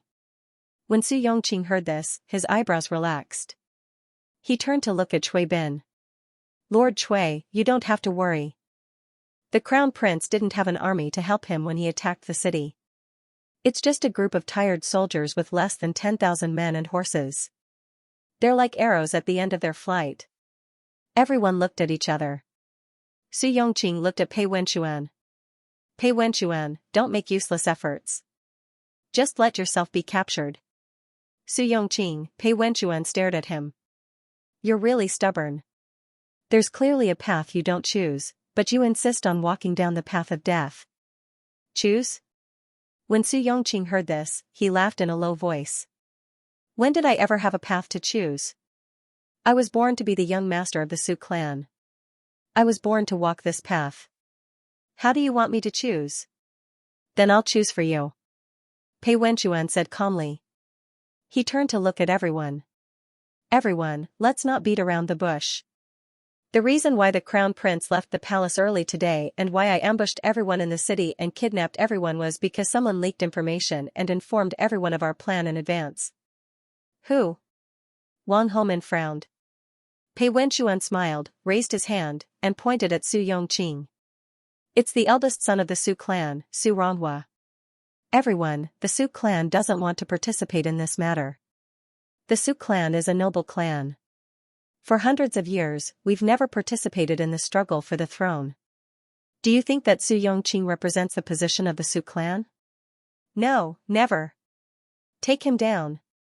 Su Yongqing shouted. However, this time, it was Wang Homin who stopped him. Wait. As he spoke, Wang Homin stared at Pei Wenchuan. Continue speaking. Su Yongqing poisoned Prime Minister Su and obtained the clan head order. The eldest son of the Su clan fled overnight and rushed to Tianzhou Pass. He persuaded General Su to help the Crown Prince clean up the rebels to show his loyalty. Today's rebellion, what's the use of following Su Yongqing all the way to the end? Su Yongqing was the only one in the Su clan who rebelled. What's the use of listening to him and sacrificing the entire clan? Why don't you listen to what I have to say next? It's still not too late to surrender now. Surrender? When Gu Zidao heard this, he couldn't help but ask back, how? Withdraw from the palace? You've all rebelled. If you're exempted from punishment just by withdrawing from the palace, won't the world follow suit? Then what do you want? Gu Zidao frowned. Pei Wenchuan smiled lightly. To pay taxes. Consort Ro's previous decree was His Majesty's wish. Why don't you follow His Majesty's wishes and pay taxes and tribute and change the election system to the imperial examination system? This will please His Majesty and give him a way out of the embarrassing situation. You won't be punished. Wouldn't this be a win-win situation for everyone? No one spoke. After a moment, Wang Homin laughed and turned to Su Yongqing. Assistant Minister Su, you've always said that Consort Ro was tricked and deceived by the Crown Prince and Pei Wenchuan. This old man has always had doubts in his heart. Now it seems that Assistant Minister Su's vision is sharp and far-sighted. My aristocratic family has been established for thousands of years. Wang Homin stared at Pei Wenchuan. Pei Wenchuan, I'm afraid you've forgotten that Madame Li, Wang Homin lowered his voice, wasn't the son of heaven. Then official Wang means, Pei Wenchuan smiled, that you won't choose this path? If we chose, Gu Zidao stroked his beard, we wouldn't be here. However, Lord Pei is right about one thing. Gu Zidao turned to look at Su Yongqing. Lord Su, what is the position of the Su clan? I hope that Lord Su can make a statement? Su Yongqing understood Gu Zidao's meaning when he heard their words. The determination on their faces was just a show for Pei Wenchuan to see. Pei Wenchuan's words were always in their hearts. No one was stupid. Li Chuan had run away at the right time. Li Ming hadn't died yet. In this situation, if the Su clan's army didn't come, then they would die. In the end, it was just a posthumous edict. There was no difference between leaving one person behind and leaving a group of people behind. What they needed was Su Yongqing to make a statement. Su Yongqing lowered his head and smiled. Darren, please leave the palace first to see the situation. I'll stay here and wait until I get the posthumous edict, then I'll meet with everyone. That's great. When the others heard this, they felt relieved. They left the palace first. No matter what happened later, at least they had a way out. After they finished speaking, everyone hurriedly ran out. Su Yongqing turned his head and looked at Pei Wenchuan, who was standing in front of Li Rong. The two silently looked at each other for a moment. Su Yongqing said calmly, I know you won't light the fireworks in your hand. Oh? You're not that kind of person. Then you're wrong. Pei Wenchuan's eyes were cold. For His Highness, I can do anything. You have a family, so do I. Su Yongqing didn't speak. He looked at Pei Wenchuan with a bit of envy and a bit of bitterness. I hope you'll keep your word. Then you can try. Guards, come and take them down. Su Yongqing gave the order. The imperial bodyguards no longer had any scruples and rushed toward the two people. Pei Wenchuan saw the situation and hurriedly handed the fireworks to Li Rong.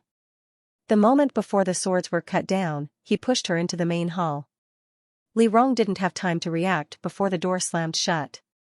Then he heard the sound of swords cutting the door and Pei Wenchuan shouting, close the door. Li Rong anxiously slammed the door and shouted, Su Yongqing, stop. Your Su family's troops won't come. You can't win with just the 10,000 troops in the inner palace and the 10,000 troops in the Wang family. Whether the Su family's troops will come or not, they don't know, but you know it. If you stop now, I'll save your life. Your Highness, Su Yongqing looked at Pei Wenchuan, who was guarding the palace gate and leading a few troops to fight with the enemy. His voice was very calm. As long as you reform the system, there will be thousands of rankings in this world. As long as I get the posthumous edict, I can form the alliance of aristocratic families again. Your Highness, stay here. Don't get involved in disputes and hurt yourself. After saying that, Su Yongqing was about to leave. Li Rong heard his words and couldn't help but shout, you're obstructing the reform to stabilize the country and prevent war. If you take the posthumous edict out today, the war in Xianxia won't stop. Hearing this, Su Yongqing stopped. With his back to Li Rong, he looked a little absent-minded. Does your Highness still want to reform the system? Li Rong was stunned.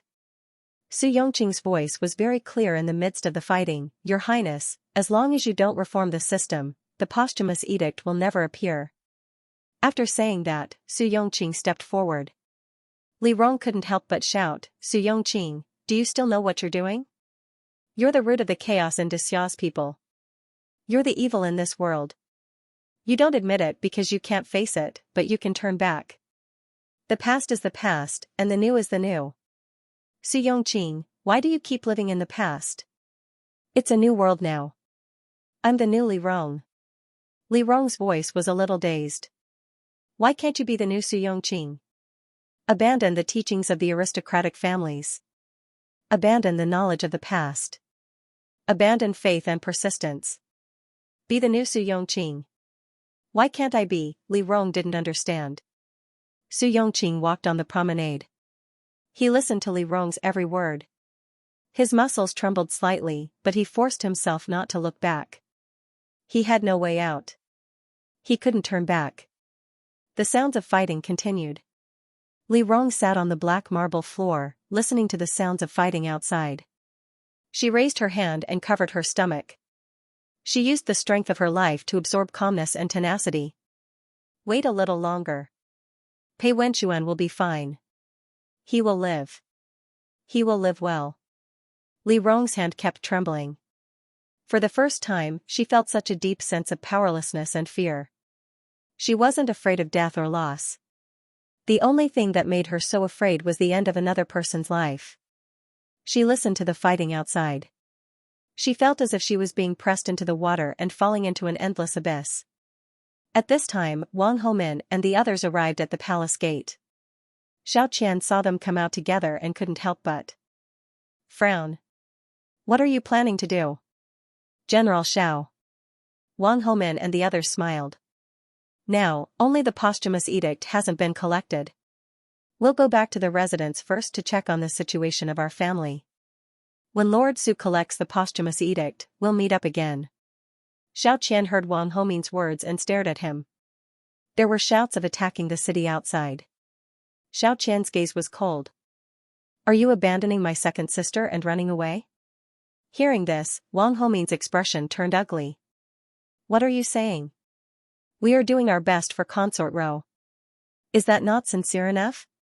If you are sincere, you should live and die with the Xiao clan.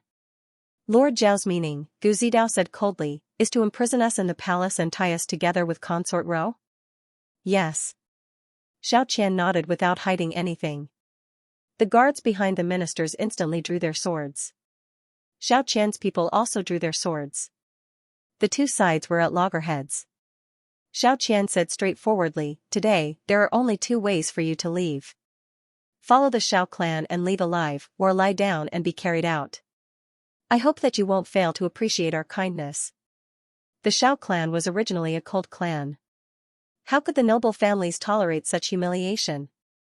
Wang Homin laughed coldly and raised his hand. Charge. I don't believe that he really dares to kill anyone. You dare.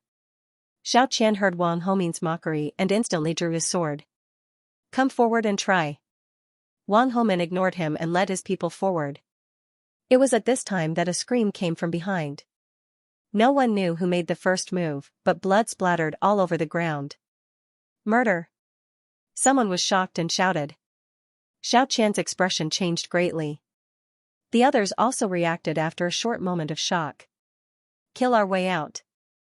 Wang Homin shouted in panic. For some reason, everyone suddenly started fighting. Hey, Pei Wenchuan saw the chaos in the distance. He shouted at the soldiers who were fighting with him. Your master is in trouble. Why aren't you helping? Pei Wenchuan's shout shocked everyone. Other than the original Su clan soldiers, everyone else hesitated for a moment before turning and charging towards the palace gate. When the front of the palace gate was in chaos, Huajing was finally broken through. Li Chuan led his people forward. Xianxia stood outside the city, beating the drum as he watched Li Chuan's troops disappear into the horizon. At this time, an army with a flag embroidered with the word Wang came from afar. There were many people coming from the other side. They came down the mountain with a rumbling sound. Seeing the flag, the guard hurriedly advised Xianxia, the Wang clan's reinforcements are here. Let's retreat first. No. Xianxia's gaze did not move. She looked at the army in the distance. She stood on the chariot and finally put down the war drum in her hand. She raised her hand and pulled out her sword. Looking at the direction of the army, she shouted, those who retreat will be killed. Fight. Xianxia did not retreat. The soldiers who had already cut off their provisions and had no way out did not dare to retreat. Tens of thousands of soldiers galloped towards the 2,000 people in front of the city gate. In the early morning, dust flew and the ground trembled. Xianxia's heart was beating fast. Seeing the army getting closer and closer, her hands could not help but tremble. She had always been taught to live for the clan. For the first time in her life, she felt that her fate was in her own hands. Even if she chose to die instead of live. Even at this moment, she did not feel any regret. She even felt an indescribable sense of satisfaction. In this world, freedom and dignity were far more important than life. Her breathing became more rapid. When the two armies were less than 10 feet away from each other, she suddenly heard a loud shout from the crowd, "There's more! There's also an army!" Xianxia suddenly turned around and saw the Sioux flag fluttering on the mountain behind her. A young man dressed in luxurious jade-colored clothes, holding a sword in his hand and a bow on his horse, was riding towards the battlefield in the morning light. Xianxia could not help but laugh. It was also at this moment that someone beside her shouted, "Be careful." As soon as she finished speaking, she was pushed away. The two armies instantly clashed. Xianxia rolled on the ground. She desperately waved her sword and ran towards the young man on the horse. The other party obviously saw her too. He passed through the crowd and rushed towards her. Xianxia had never felt so awake.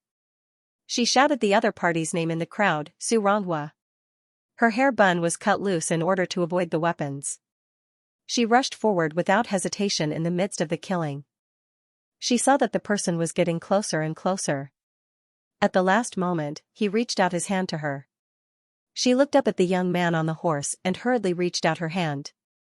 The moment he held her hand, it was as if a long-cherished wish that had been passed down for 2 generations had finally been fulfilled. Su Ronghua pulled her onto the horse. Before Xianxia could say anything, she heard him urging the horse to rush towards Huajing City. He comforted her, "Don't worry, I've already made things clear to my cousin. I'll bring soldiers to reinforce you. He'll inform the family to let Qin Lin pass." "You." Xianxuanya's voice trembled when she opened her mouth. She paused for a moment before she calmed down. "Have you decided?" Su Ronghua didn't say anything. He hugged her and rushed into Huajing City with the soldiers. When the horse galloped on the imperial road, he looked at the familiar Huajing City and said slowly, "It's done. I'll ask His Highness for a decree to take the Sioux clan back to their hometown.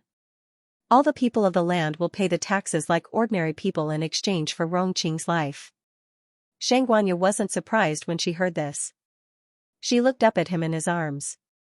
The young man had a rare seriousness, which made him have a determination that she had never seen before. Now, Xianxuanya's voice was very soft. "Do you still want to save Su Yongqing? If you don't save him, the Sioux clan will be considered meritorious. Everyone in the world can give up on Rongqing." Su Ronghua heard this and said calmly, "Only I can't. It doesn't matter whether I'm a meritorious person or not. The only pity is that." Su Ronghua paused. After a long time, he seemed to adjust his mood. He pretended to be indifferent and smiled, "With such a status, I'm afraid I can't propose marriage to Miss Xianxuan." Xianxuanya didn't say anything. She just stared at Su Ronghua. The smile in her eyes didn't reach her eyes anymore. Huajing's noble son, who only cared about the wind and the moon, was finally gone. Waiting was the longest thing in life. Especially waiting helplessly. Li Rong didn't know how long he had waited. Finally, he heard a loud shout from the door. After a long time, the noise outside suddenly quieted down. The door opened suddenly. She saw Pei Wenchuan standing at the door, unharmed. Li Chuan, Lin Chuan, and a group of reinforcements were standing behind him. Pei Wenchuan saw her standing calmly in the hall and couldn't help but smile. When he was about to speak, Li Rong suddenly rushed to him and hugged him tightly. This was the first time she showed such a fragile posture in front of him. With this hug, it felt like a silent wall had collapsed. Pei Wenchuan looked down at Li Rong. He tried his best to control his emotions. He raised his hand and hugged her gently. He said softly, "Go to a safe place to rest first. I'll go find Su Yongqing." "I'll go too." Li Rong knew that this wasn't a good time to talk. In fact, everything was fine as long as Pei Wenchuan was alive. She let go of Pei Wenchuan and looked up at Li Chuan and Sun Chuan. She couldn't help but ask, "Where's Lin Feibai?" "Lead the troops to the inner palace first. Where's Qin Lin? Li Rong rushed directly to the inner palace and turned to ask Sun Quan. Sun Quan lowered his voice. General Qin suffered some injuries, but it's not serious. At this moment, he's facing the Su clan's Qin army. He sent this subordinate to lead 10,000 troops to climb the snow mountain in advance. Sun Quan explained the situation clearly in a few words. Li Rong nodded and said, "Thank you for your hard work." "For your highness." Sun Quan looked up at her, his eyes full of sincerity. "It's not hard." Li Rong led everyone to the inner palace. In the bedroom, Consort Ro pressed Li Ming on the table. "Where's the imperial jade seal?" Li Ming didn't speak. He closed his eyes. Su Yongqing and Hua Lu rummaged around the room. Su Yongqing was also a little anxious. He had to find the imperial jade seal. He had to find the imperial jade seal. The sound of fighting came from outside. Su Yongqing immediately raised his head and looked at Consort Ro. "Li Chuan's men are here. Hurry." Consort Ro gritted his teeth and took out a knife. He pressed it against Li Ming's neck. "Didn't you say that you wanted to pass the throne to Qing'er? Didn't you say that you loved me? Where's the imperial jade seal? Take it out." "My position." Li Ming's expression was indifferent. "I can give it to you, but you can't take it." Looking at Li Ming's attitude, even at this moment, he still looked so high and mighty. Consort Ro couldn't help but tremble. "In your heart, whether it's me, Qing'er, or Hua Lu, we're all nothing." Li Ming raised his turbid eyes and looked at her coldly. "We're lowly and petty. We're nothing but playthings that do our best to please you. You hate the high and mighty aristocratic families, but from the bottom of your heart, you also love that high and mighty status." "Shut up." Hearing this, Li Ming's face was filled with anger. "You've done these things, and you still want my throne? Dream on." "Dream on?" Consort Ro laughed. "Yes, I'm dreaming. I've been dreaming for many years." Consort Ro raised his knife and chopped down on Li Ming's finger. Li Ming held in pain. "Bitch." Hearing Li Ming's cry, Consort Ro suddenly felt an indescribable sense of carefreeness. For a moment, she suddenly felt that it didn't matter whether she had the imperial jade seal or not. In the end, she was at the end of the road. At this moment, she only cared about trampling Li Ming under her feet. The emperor, the person whom everyone bowed down to, was abused by her. It was as if this kind of behavior could sever the humiliation of being despised by others, mocked by others, and trampled under others' feet. Imperial jade seal. She raised her hand and cut off a piece of flesh from Li Ming's back. Li Ming cursed. As Xiao Rou cut, she couldn't help but cry. She repeatedly called out, "Imperial jade seal, give me the imperial jade seal. Qing'er wants to ascend the throne.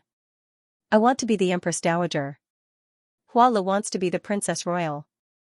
My Xiao family wants to become the top aristocratic family in the Xia. Imperial jade seal.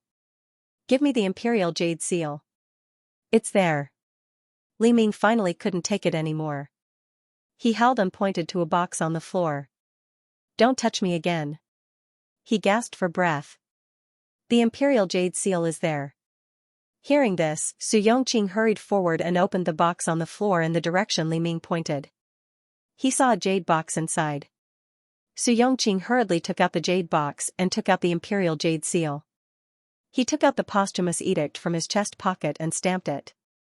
The moment he stamped it, the door opened with a bang. Li Rong led everyone in. Su Yongqing grabbed the posthumous edict, turned around, and ran towards the window. Pei Wenchuan reacted the fastest. He only said, "I'll chase after him." With that, Pei Wenchuan followed Su Yongqing and disappeared through the window. As soon as Su Yongqing left, he took a large group of people with him. Li Rong raised his head and saw Li Ming sitting on a chair. Consort Ro had a sharp blade against Li Ming's neck. Hua Lu stood beside her, her body trembling slightly. "Let us go." Consort Ro spoke calmly. Li Rong's expression was calm. She waved her hand. Sun Quan responded and led the people out. Only Li Rong and Li Chuan were left in the room. Li Chuan pulled a stool for Li Rong to sit down, then stood behind her without saying a word. Li Rong sat elegantly in her seat and smiled at Consort Ro. Consort Ro grabbed Li Ming's hair. Looking at Li Rong like this, he couldn't help but feel a little scared. Li Rong smiled and raised her hand gently. Do it. Li Rong, Consort Ro gritted his teeth. This is your father. Father? Li Rong lowered her head and laughed. This is also Hua Li's father. Why is my father your husband? What does it have to do with me if you do it? Ever since he was young, his favorite son was Li Cheng, his favorite daughter was Hua Lu, and the woman he truly loved was you. Now you want to kill him, and you're telling me that he's my father, and you want me to let you go? Li Rong seemed to find it funny. Do you think I'm weak and easily bullied, or stupid and ignorant? If you want to do it, then do it quickly. Slit his neck here so that I can quickly let the Chuaner ascend to the throne. For your contribution, I'll leave your corpse intact. Mother. Hearing this, Hua Lu panicked. She looked at Xiao Rou, then looked at Li Rong. Then, for some reason, she suddenly knelt down. Your Highness, she said in a trembling voice, her eyes full of pleading. Please, for the sake that we're both of the Li bloodline, let me go. I'm your sister. If you let me go today, I promise that I'll never argue with you again. I'll always be your most loyal, most filial, and most obedient sister. I was wrong in the past, Hua Lu said as she crawled towards Li Rong. Please forgive me, I beg you, forgive. Before she could finish, the sword fell in front of Hua Lu. Hua Lu was stunned. She looked up blankly and saw Li Chuan looking at her coldly. Stay away from my sister. Hearing this, Consort Ro suddenly laughed. Son, she called out to Hua Lu. Do you understand? Begging for mercy won't bring you any results. People like us can't beg for mercy in our entire lives. With that, she put down Li Ming and walked towards Hua Lu. She seemed to want to help Hua Lu up, but her eyes were fixed on Li Rong. You're wrong. Actually, you should care about him. He doesn't love me, or Cheng and definitely doesn't love Hua Lu. In the palace, we're just a stain in his eyes. It's just that he needs us and uses us. He never wanted me to repair Northern Yan Pagoda. He never gave me any respect. He never controlled his temper in front of me. He hit and scolded me whenever he wanted. Consort Ro stopped in front of Li Rong. She looked at Li Rong and slowly smiled. I've tolerated him my whole life. I've waited for him my whole life. I've loved him my whole life. But he doesn't care about me because I was born lowly. I'm just a servant. But your mother was born into a noble family. She was born with the blood of the Shangguan clan. She will never make a mistake. She must be respected. But why? Consort Ro stared at Li Rong. Why? Are you born to be above others? But I was born to be trampled in the mud. Is God fair? It's not fair. Li Rong said decisively. Consort Ro was stunned. Li Rong said softly, so, you should fight for it. But you can't do evil without any scruples just because you have a reasonable reason. I sympathize with you. Li Rong looked at her quietly. But I can't support you. Sympathize with me? Consort Ro couldn't help but laugh. Yes, you people should sympathize with us. I should thank His Highness Ping El for giving me this. Consort Ro looked up as she spoke. Her eyes were cold. The moment she spoke, she took a step forward and stabbed with the dagger in her hand. At that moment, an arrow shot out of the window and pierced Consort Ro's head. Consort Ro's blood sprayed onto Hua Lu and Li Rong's face. Li Rong looked expressionlessly at Consort Ro lying on the ground. Hua Lu was stunned for a moment, then suddenly screamed. She screamed crazily and retreated in the pool of blood. Then, she crazily rushed to the door, opened it, and rushed out. After a moment, the screams stopped. Li Rong looked at Consort Ro lying on the ground and felt her blood soak into the soles of her shoes. She looked at her for a long time, then spoke softly. I hope that you'll be born in a better world in your next life. A world where everyone, regardless of their birth or bloodline, would be respected regardless of whether they were male or female. A world where they could obtain a better life through hard work. After Li Rong finished speaking, she looked up at Li Ming. His dragon robe was already soaked in blood. Father and daughter looked at each other quietly. After a long time, Li Ming said weakly, "You're not going to kill me?" Li Rong thought for a moment, then stood up and turned around. "Rest well. I'll call the imperial physician." "Why aren't you killing me?" Li Ming couldn't help but roar when he saw Li Rong turn around without a care. Li Chuan turned around and saw Li Rong standing at the door. Li Rong's gaze fell on Hua Lu, who was lying in the snow. She looked at her for a long time, then said softly, "You don't deserve to die. You're not a very good father, and you're not a good ruler. If it was in the past, I would have killed you, but someone taught me that remembering a person's good is more important than remembering a person's bad. If you always remember the bad, you won't remember your good after a long time." Li Rong looked up and took a deep breath. "Besides, you don't need me to do anything, right? Imperial father, rest well." Li Rong pushed the door open and walked out. When she was outside, she turned to Sun Chuan. "Where's Pei Wenchuan? I heard that he's in Weiyang Palace. Stay here and keep Chuaner company. Don't leave him." After Li Rong gave her instructions, she walked out of the room. When Li Rong rushed to Weiyang Palace, Pei Wenchuan carried his sword and walked in the most estranged bedroom in Weiyang Palace. He chased after Su Yongqing all the way here. The guards were fighting outside the palace. At this moment, only he and Su Yongqing were in Weiyang Palace.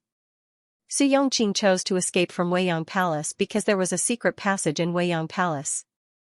In Li Rong's previous life, Xianxia had been in charge of the central palace for so long, and Su Ronghua could enter and leave the palace freely. There must be a special way to get in and out. In the innermost room of Weiyang Palace, light came in through the screen window, forming a dusky color. The light gauze fluttered in the wind, and a screen embroidered with landscape figures separated the room. The fighting outside continued, but the room was so quiet that even the sound of dripping water could be heard. Su Yongqing was here. Pei Wenchuan knew, but he didn't know where he was hiding. Su Yongqing was the same. Both of them were hiding in the dark, observing their surroundings while hiding their figures. The lantern suddenly exploded, and Pei Wenchuan suddenly saw a figure fall from the screen. He stabbed his sword forward, and the other party obviously noticed his presence. The two swords stabbed through the screen at the same time, crossed the screen, and cut across the mountain ink painting. When they reached the end, Pei Wenchuan's wrist pressed down, and his sword directly pressed against Su Yongqing's sword. However, Su Yongqing's reaction was extremely fast. He lifted his sword and kicked from the side. Then, taking advantage of Pei Wenchuan's dodge, he turned around and directly chopped down with his sword. The screen was knocked over by the two of them, and their swords collided fiercely. When they came face to face, Pei Wenchuan could clearly see the cold killing intent in his opponent's eyes. Pei Wenchuan smiled lightly. "I heard that Lord Su always gets first place in the examination every year. Lord Su's swordsmanship is really extraordinary. Thank you for letting me win." Su Yongqing didn't say much. He raised his hand and hurriedly chopped down. The light muslin in the room fluttered, and the two fighting figures were faintly discernible. Their swordsmanship was equally matched, and it was difficult to separate them. Neither of them could be considered top experts, but among the civil officials, they could be considered to be skilled fighters. Their swords chopped down, counteracted, and separated. Every move carried the intent to kill, without the slightest bit of forbearance. "You wanted to kill me long ago." Su Yongqing sensed Pei Wenchuan's killing intent and said coldly. Pei Wenchuan heard this and sneered. "When you held the umbrella for His Highness for the first time, their swords collided again, and both of their arms were numb from the shock. I wanted to kill you." "What a coincidence," Su Yongqing raised his hand and said, "On the day you and His Highness got engaged, I also thought so. Then I have to thank second young master for not killing me." Pei Wenchuan went straight for Su Yongqing's neck, and Su Yongqing hurriedly retreated. When he was in front of the pillar, Su Yongqing suddenly dodged. Pei Wenchuan didn't have time to withdraw his sword and stabbed into the pillar. Su Yongqing took the opportunity to chop down Pei Wenchuan's hand. Pei Wenchuan hurriedly raised his sword, grabbed Su Yongqing's wrist, and threw him over his shoulder to the ground. Su Yongqing's hand was forced to let go of his sword, and he used all his strength to bring Pei Wenchuan to the ground. Both of them were forced to abandon their swords, and they fought with their bare hands on the ground. This was the first time in 50 years that they fought head-on, and it was a matter of life and death. They didn't say anything else. Pei Wenchuan grabbed his hair and slammed his head to the ground. Su Yongqing grabbed Pei Wenchuan's wrist with both hands, twisted it, and kicked him in the stomach. They were like two wild beasts, two country bumpkins, without any manners at all.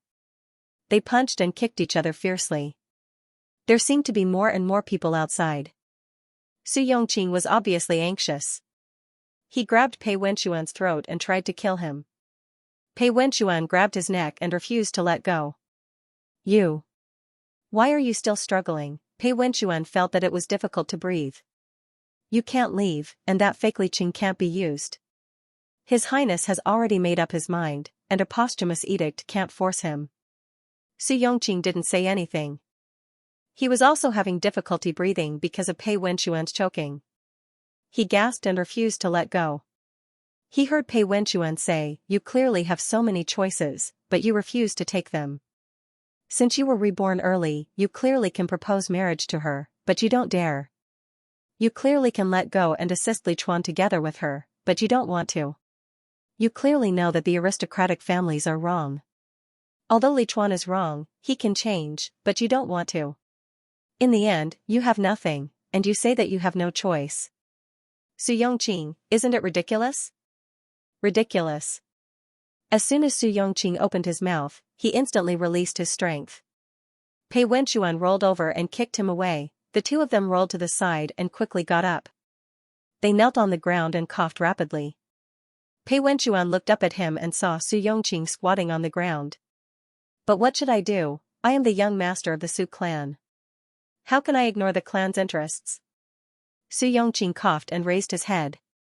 "I have already lost His Highness. I have already lost everything. I contacted the aristocratic families to rebel, and I put my life on the line. Now you tell me that I was wrong?" Su Yongqing said and laughed out loud. "Then what about what I lost? Wasn't it a waste? I could have married His Highness. I could have been like my eldest brother, willfully kneeling in front of father and begging to marry His Highness. But I didn't. In my previous life, I watched her marry you. On the day of her wedding," Su Yongqing's voice choked with sobs, "I followed her flower carriage all the way to the princess residence. In this life, I personally persuaded you to marry her. I picked you up and handed you over to her personally because I chose this path. I have already given up my most precious thing." Su Yongqing stared at Pei Wenchuan. "I can't be wrong. You. Remember one thing." Pei Wenchuan's voice was calm. "His Highness, it wasn't you who gave up. I fought for it. Whether you choose to fight for it or not," Pei Wenchuan stared at him. "His Highness is still my Highness." Su Yongqing heard this and didn't say anything. The two of them looked at each other quietly. Pei Wenchuan stood up and raised his hand to pull out the sword that was still stuck in the pillar. "Remember this well. You were wrong, so you have to admit it. She loves me, so you have to get lost. In this life, whether you live or die, don't even think about getting close to His Highness." He pointed his sword at him. "Not even an inch." As soon as he finished speaking, Pei Wenchuan raised his hand and slashed at him. Su Yongqing rolled on the ground and took out his sword to block the attack. The sound of swords clashing resounded through the room. This time, the two of them used all their strength, as if they were enraged by something. They slashed at each other without caring about anything else. The veil was cut and fell everywhere. More than half of the screen was damaged. The sound outside was getting quieter and quieter. In the end, Li Rong's voice was faintly heard. "Where is she?" The moment Li Rong's voice sounded, Su Yongqing's hand trembled. Pei Wenchuan's sword brushed past his sword and pierced through his chest. Blood slowly flowed out. The two of them stopped moving. Li Rong pushed the door open and entered the room. He saw Pei Wenchuan's sword pressed against Su Yongqing's chest. When Li Rong entered, Pei Wenchuan quickly pulled out his sword. Su Yongqing slid to the ground and leaned against a pillar. He looked at Li Rong, who was walking over, and gasped softly. Li Rong looked at the sorry state of this familiar person. For a moment, she didn't know whether to be resentful or sad. She walked in front of Su Yongqing and slowly squatted down. Su Yongqing's eyes fell on her. "It's over." She looked at him, her voice calm. When Su Yongqing heard this, he slowly smiled. Your Highness is here. I'm very happy. Say goodbye. Li Rong looked at him as if he was an old friend, with pity and sadness. Su. Yongqing looked into Li Rong's eyes. He gasped and finally asked, Your Highness, must we restructure the system? We must, Li Rong answered affirmatively. I hope that in this world, there will be no more Hongda and Xiaorou. I also hope that in this world, there will be no more Aya, Su Ronghua, you, me, my father, mother, Xiao Lanqing. Don't use high-sounding words to cover up the fact that you ate people. People are people. All feelings and all power should be respected. Su Yongqing didn't say anything. He stared at Li Rong. Li Rong waited for him.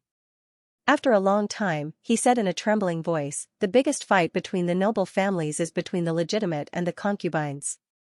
Li Rong didn't expect that Su Yongqing's final farewell would be this. She was stunned. Then, she heard Su Yongqing look at her and say softly, Your Highness, I've never thought of harming you. I've always hoped that you can live well. Even if I'm with Pei Wenquan, he smiled, I want to live well. When I was reborn, I didn't ask for your hand in marriage. It's not because I'm a coward. It's because I know that you like him. I also know that I've harmed you. Moreover, I wanted to kill Li Chuan. You won't forgive me. I stopped you from building the inspection department because the noble families are powerful. I don't want you to be threatened. I asked for your hand in marriage at the Northern Yan Pagoda, Su Yongqing gasped softly. He didn't dare to blink. He was afraid that every glance would be the last. He used all his strength to speak with difficulty. It's also because the noble families wanted to expel your Highness from Huajing. I thought that your Highness had lost the bet with the imperial court because of Pei Wenquan's death. The only way to protect your Highness was to use the identity of the Su clan to ask for a favor for your Highness. I didn't offend you. I know. Li Rong's voice was somewhat hoarse. He lowered his eyes. Su Yongqing laughed. He looked at her for a long time. He used all his strength to take out a small golden fan from his sleeve. This was left behind by your Highness that night at the cliff. Su Yongqing raised his hand and handed it to Li Rong. I originally wanted to secretly hide it. In the end, I still had to return it to your Highness. Just like his intentions. He originally wanted to keep it in his heart for a long time. No one would disturb him, and no one would know. But in the end, he was still an ordinary person. Li Rong lowered her head and looked at the small fan in her hand. She did not say anything. Su Yongqing looked at her. After a long time, he said in a trembling voice full of hope and despair, I like you, your Highness. Li Rong's hand stiffened. This was the first time in 2 lifetimes that he said these words. When I was 12 years old, we first met in front of the imperial study. There were tears in his eyes. I love your Highness. In 1 lifetime, 2 lifetimes, I only love your Highness. Li Rong's words made her eyes sting. She didn't know why. She nodded as if she understood. Su Yongqing saw her appearance and smiled gently. Your Highness, have you been well in this lifetime? Yes. Li Rong said in a hoarse voice. Very well. That's good. Su Yongqing nodded. I'm relieved. Your Highness. Pei Wenquan walked to Li Rong's side and helped her up. Don't squat for too long. Li Rong responded and was helped up by Pei Wenquan. Let's go. Pei Wenquan said in a low voice. Li Rong nodded and the two walked out together. After a few steps, Li Rong suddenly stopped. She turned around and looked at Su Yongqing. Rongqing. She looked at him as if she was sharing some happy news with a friend. I have a child. Su Yongqing was stunned. He suddenly remembered Li Rong's biggest regret in his previous lifetime. She often talked about children. It was their pain. At this moment, he finally understood that she was living a good life. It was different from his previous lifetime. He smiled and nodded. Good. Congratulations, Your Highness. As he spoke, he struggled to get up and looked at Pei Wenquan. Young Master Pei, may I trouble you? He raised his hand and pointed at the zither on the side. I would like to play one last song for His Highness. Pei Wenchuan nodded and let go of Li Rong. He went to get the zither for him. When he placed the zither in front of Su Yongqing, he put 2 bottles of medicine on it. After today, Su Yongqing is dead. Su Rongqing was stunned. Pei Wenchuan stood up. As he stood up, he carelessly brushed the candle flame to the ground. The flames licked the gauze on the ground. Pei Wenchuan turned around and left. He walked to Li Rong's side and hugged Li Rong's shoulders. Li Rong was in his arms, and they walked forward together. Su Rongqing turned her head and looked at the rising fire beside her. After a long while, she plucked the first string. Li Rong heard the sound of the guqin behind her. She didn't turn back. The 2 of them were together, leaving this past together. When they walked out, the fire was already burning. Li Rong stood in the courtyard with her back to Weiyang Palace. She listened to the song Farewell. It was a short farewell song. It was light and beautiful. The sound of the zither mixed with the crackling of the fire. Li Rong stood quietly at the door. She didn't turn around until the music stopped. She saw that Weiyang Palace was completely on fire. She looked at it for a long time. Pei Wenchuan waited quietly. After a long time, Li Rong came back to her senses. She walked forward as if nothing had happened. She said, "Let's go." The 2 of them had only taken a few steps when Su Ronghua hurriedly rushed in. As soon as he entered the courtyard, he saw the burning Weiyang Palace. He was stunned and hurried forward. Pei Wenchuan stopped Su Ronghua and said anxiously, "Brother Su. It's dangerous inside. Is Rongqing inside?" Su Ronghua was panicking. "Is she? Su Yongqing is inside?" Shang Guanya followed in. He heard Su Ronghua's words and asked. Li Rong nodded and said, "He's gone. We'll die if we go in. Let's go." With that, Li Rong walked out. Hearing Li Rong's words, Su Ronghua stared blankly at the fire. Her eyes were filled with shock and pain. Shang Guanya came in front of him and said in a low voice, "I have something to tell you."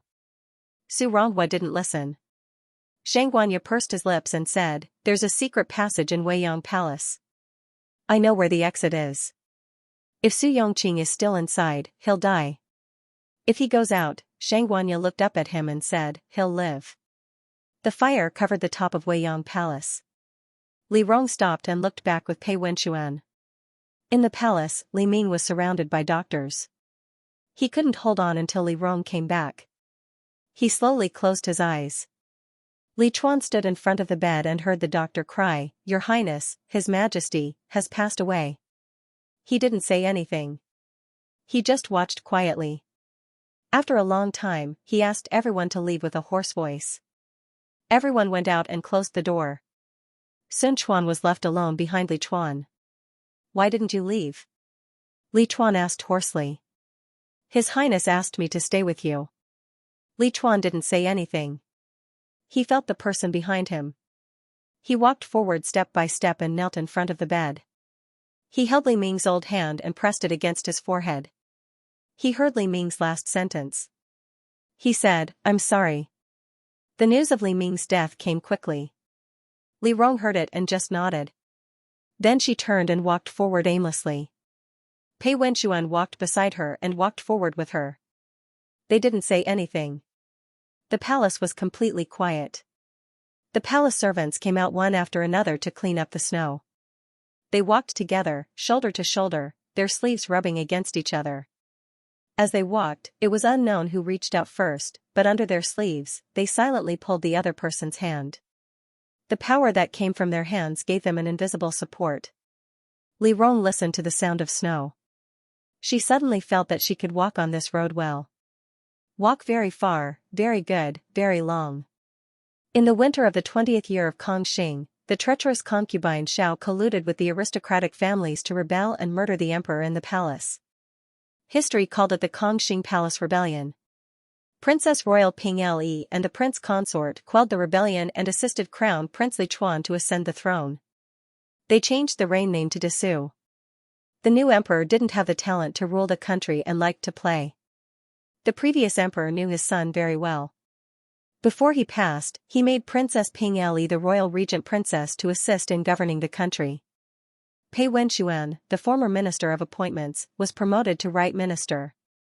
On the day of the ascension, the officials entered the palace and waited respectfully for the emperor's arrival. But after waiting for a long time, they only received an imperial edict and a red-crowned crane. The emperor's heart wasn't in politics. On the day of his ascension, he announced that the red-crowned crane would take his place. He wanted to cultivate and seek the Tao in order to ascend as soon as possible.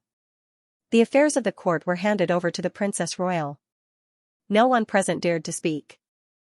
Only the newly appointed Right Minister Pei Wenxuan immediately knelt down and bowed to the red-crowned crane. From now on, the Princess Royal was in charge of the court. The Princess Royal was swift and decisive in her work. After she took office, she quickly dealt with all the people involved in the rebellion in Kongxing Palace. Those involved in the rebellion were beheaded and exiled, and their families were expelled from Huajing. The rebel Xiao Su led troops to rebel, but Qin Lin led troops to quell the rebellion. The court began to operate normally. Li Rong was extremely busy. Even with Pei Wenxuan's help, she often left early and returned late. After an unknown number of days, Pei Wenxuan suddenly told her that the day of Su Yongqing's funeral had arrived. Li Rong was stunned. Pei Wenxuan walked behind her and took a cloak for her. After all, he's been an old friend for many years. Go and send him off. Li Rong couldn't go up the mountain because of her body, so she could only visit with Pei Wenxuan and burn incense for Su Yongqing. Su Yongqing didn't have a corpse. It was burned to ashes in the palace, and Su Ronghua buried him with his clothes. Li Rong came over, and Su Ronghua personally led Li Rong and Pei Wenxuan to visit the Su residence. As they walked, she told them about Su Yongqing's childhood. When I was young, I was disobedient. Father saw it and knew that I was useless, so he strictly disciplined Rongqing. Every morning, he would recite the family's teachings in front of the ancestral hall. Every day, he would listen to Father emphasize that he was the young master of the Su clan. The rise and fall of the Su clan was the most important thing in life. Su Ronghua led Li Rong and Pei Wenxuan across the small bridge to the ancestral hall. In front of the ancestral hall, there were candlelight shadows, and the Su clan's memorial tablets were displayed. The newest one was Su Yongqing. Su Ronghua stopped in front of the ancestral hall and looked at it. After a long time, he said in a low and hoarse voice, "It's my fault." If he didn't run away when he was young and fought to the end, Su Mingji wouldn't have blamed Su Yongqing so harshly. If he could have taught his younger brother more, Su Yongqing wouldn't have ended up in such a dead end. He stood in front of the ancestral hall for a long time before he came back to his senses. He smiled and led the two of them forward. He said apologetically, "I'm sorry." It was a moment of sadness. After that, he quickly led the two of them to the next place. A few days after Su Yongqing's burial, the entire Su clan moved out of Huajing. Then, the new dynasty began. Less than 2 months after the start of the new dynasty, there was the first joyous event. The eldest princess, who had great power in the court, got married again. The groom was the same as last time. This time, Princess Ping Li's status was higher, and the person she married was the youngest prime minister in Xia. Thus, the wedding of the two was even more grand than the first. This time, Pei Wenxuan personally went to the palace gate to welcome Li Rong. He watched as the palace gate slowly opened. Li Rong was dressed in a wedding robe and held a golden fan that covered half of his face. He knelt on the golden and jade-carved imperial carriage. When the veil fluttered, he could vaguely see her face. Her eyes were smiling as she looked at him quietly through the crowd. Pei Wenxuan couldn't help but laugh. He raised his hand and bowed. He said loudly, "This official, Pei Wenxuan, welcomes the phoenix. Planting a parasol tree under a tree, the phoenix will finally return." The fireworks suddenly exploded and the petals hidden in the fireworks flew into the spring Huajing. Everyone looked up and watched the petals drift in all directions. Lin Feibai turned his head and looked at Xianxia, who was sending Li Rong off with a smile. Her eyes were full of smiles. Lin Feibai was silent for a long time before he suddenly said, "Xianxia. Have you liked anyone before?" Xianxia was silent. Lin Feibai smiled and suddenly said, "Forget it, let's not delay each other." As he spoke, Lin Feibai took out a set of leaf cards and handed it to Xianxia. "I'll return this to you. Thank you and His Highness for saving me back then." "You," Xianxia hesitated. Lin Feibai didn't look at her. The two of them walked on the long street and followed Li Rong's carriage. Lin Feibai smiled. "I can see that Su Ronghua is willing to die for you." As he spoke, Lin Feibai turned to look at her and raised his eyebrows. "But my life is precious. I won't die for any woman, so I won't delay you. Let's forget about the marriage. In any case, I didn't send any betrothal gifts, so let's just treat it as if nothing happened. I plan to return to the southwest. The girls there are warm and cheerful. They're much more refreshing than your Huajing girls." Xianxia didn't say anything. After a long time, she said in a low and hoarse voice, "Thank you." After Li Rong got married, Lin Feibai left Huajing. Sun Quan saw that it was about time and also decided to return to the northwest. Li Rong and Xianxia sent him off Huajing.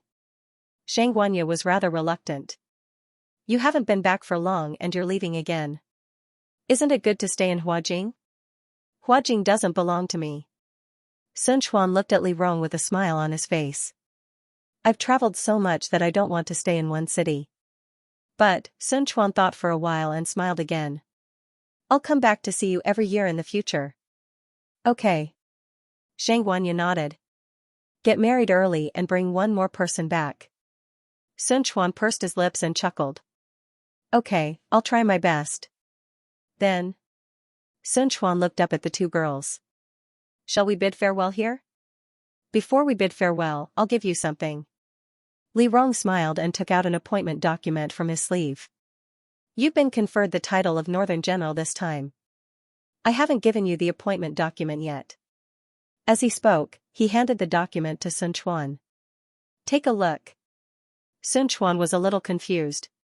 He didn't understand what was so good about this thing. He opened the document and finally saw 3 words, Qinzhenjin. She thought that she would never get her name back in her life, but at this moment, she finally got it back. "Let's go."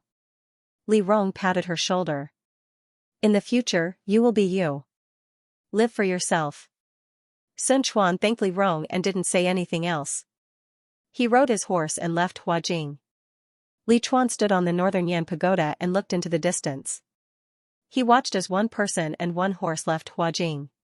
Everything seemed to be settled. In the winter of the first year of Desu, Li Rong gave birth to his first child. The child was a princess. Li Chuan loved the child very much. He gave the child the surname Li and named her Li Shi. On the day of Li Shi's 1-month birthday, Pei Wenxuan held a banquet for her.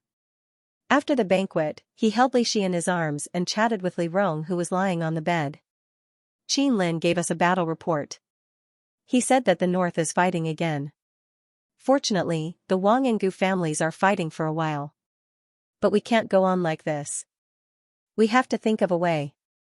Pei Wenxuan said while patting the child. Li Rong saw that it was time to feed the milk. He put down the booklet and held the child in his arms. He patted the child and said softly, "You want to change the system again? Have you thought of how to change it?" Pei Wenxuan pondered for a moment and said, "We have to think of a way to make them pay taxes. The imperial examination isn't done in a day or two. If we don't collect taxes and land, they will always have money. With money, they will have more land. With more land, they will have more soldiers, money, and power. In the end, it's not a way. I have an idea. I've been thinking about it for a long time." Pei Wenxuan looked at Li Shi drinking milk and couldn't help but feel thirsty. He took a cup of tea and drank it to calm himself down. "What's the idea?" "The legitimate son will inherit the title of nobility, but the property can be divided equally. As long as the legitimate son proposes to separate, after the separation, taxes will be paid according to the law." As soon as he finished speaking, Pei Wenxuan choked on the mouthful of water in his throat.